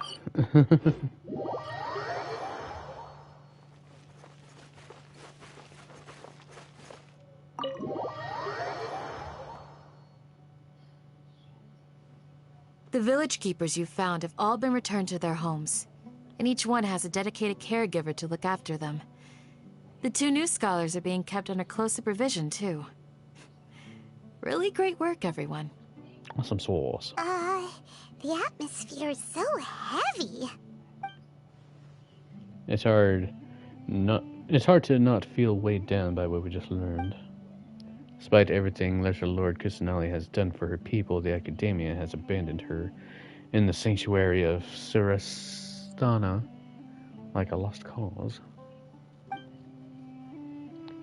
Even those she's protected have never realized there's such a small and childlike god in the world. Hey! Say something! Stop spacing out!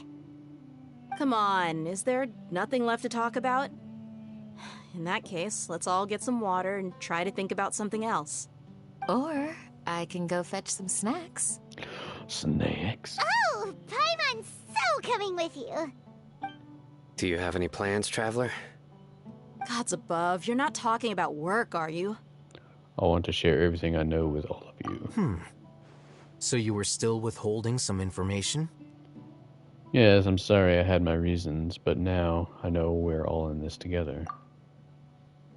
And between the conversations, Candace and Paimon bring over snacks and tea. His expression is relaxed, as if her mood hasn't been affected by the heavy conversation at all. Sinu has a firm, solemn expression on his face. It looks like he's made up his mind about something. The core, Al-Haytham also turns toward the crowd. He wants to listen to you. After the whole story comes out, all experiences, feelings, yeah. Even though we lived through all of this firsthand, it still feels super surreal to hear you talk about it again. That's everything we've experienced so far in Sumeru. What a whirlwind of a story. I felt like I was holding my breath the whole time. It seems like there'll be more issues to face in the days ahead than I'd anticipated. Still, now's a good time to make our next move. Now that Ramon's joined us, we'll be an even stronger team. It's time to make a plan. Indeed. These events are a flagrant transgression of the rules in every sense. We cannot allow it to continue. So, everyone, are we on the same page? Crush the sages and rescue our god. That is our ultimate goal. No matter what lies ahead, I will do my utmost. Well, let's brainstorm a little more about what other resources we can draw on.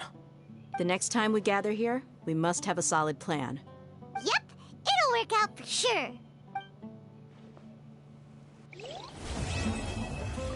Alright, chapter 3 is done.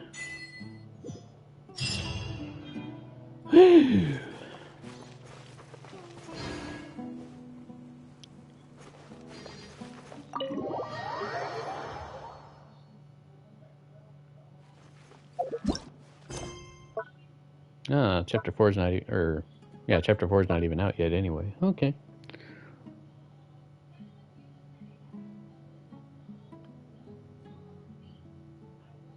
Cool. So yeah, chapter 4 is not even out yet, so we just finished the current last chapter. So I'm assuming chapter 4 will be out when 3.2 is released. Maybe. Wow. A lot of info, you know.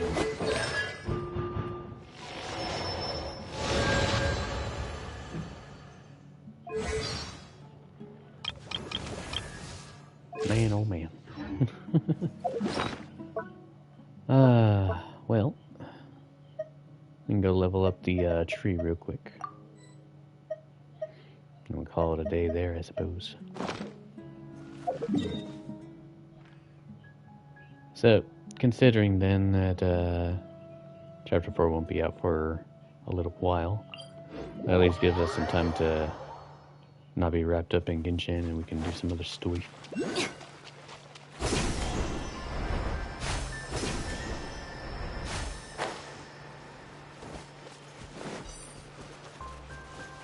I don't know quite yet what I'm wanting to play next. I do kind of want to do some racing again. But at the same time, I also have other games that I wouldn't mind playing as well. But let's see what happens. I actually just got on Fallout 76 for the first time in a long time today. And it's actually kind of changed pretty good.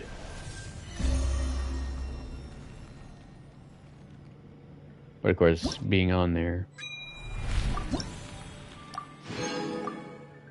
it kind of happened how I felt it would happen, where I mainly got on there just to see my base again and stuff like that, and just looked around a little bit, seeing what has changed in the area that I explored. But I didn't really have like a feel on wanting to like do missions and stuff. So, but it was nice to see it again. I don't know if I will play some more, but you know,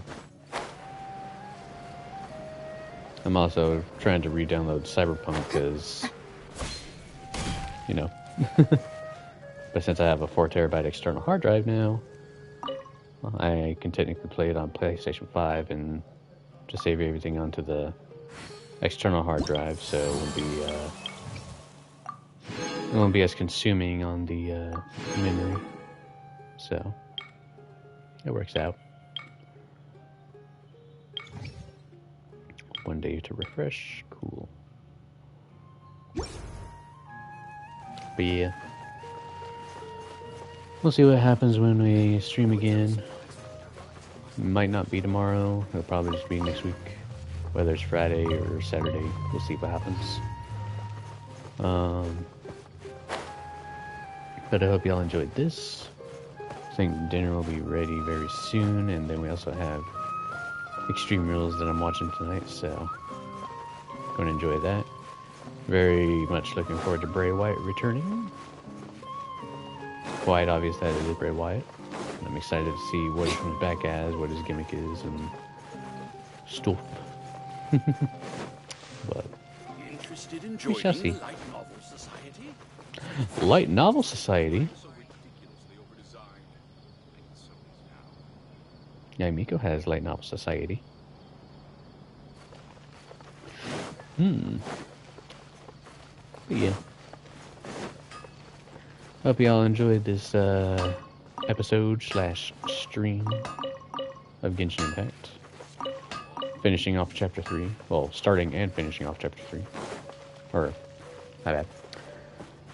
Ending Act 3, starting Act 4, and ending Act 4 of Chapter 3. But technically ending Chapter 3, so. Guarantee when Chapter 4 comes out, I'll try and be on this as soon as possible, considering I can only play on weekends, really. Or stream on weekends. But until the next stream, I hope everybody has a good day, good week, good time, good life. Stay safe, of course. And I will see you all in the next one. Bye.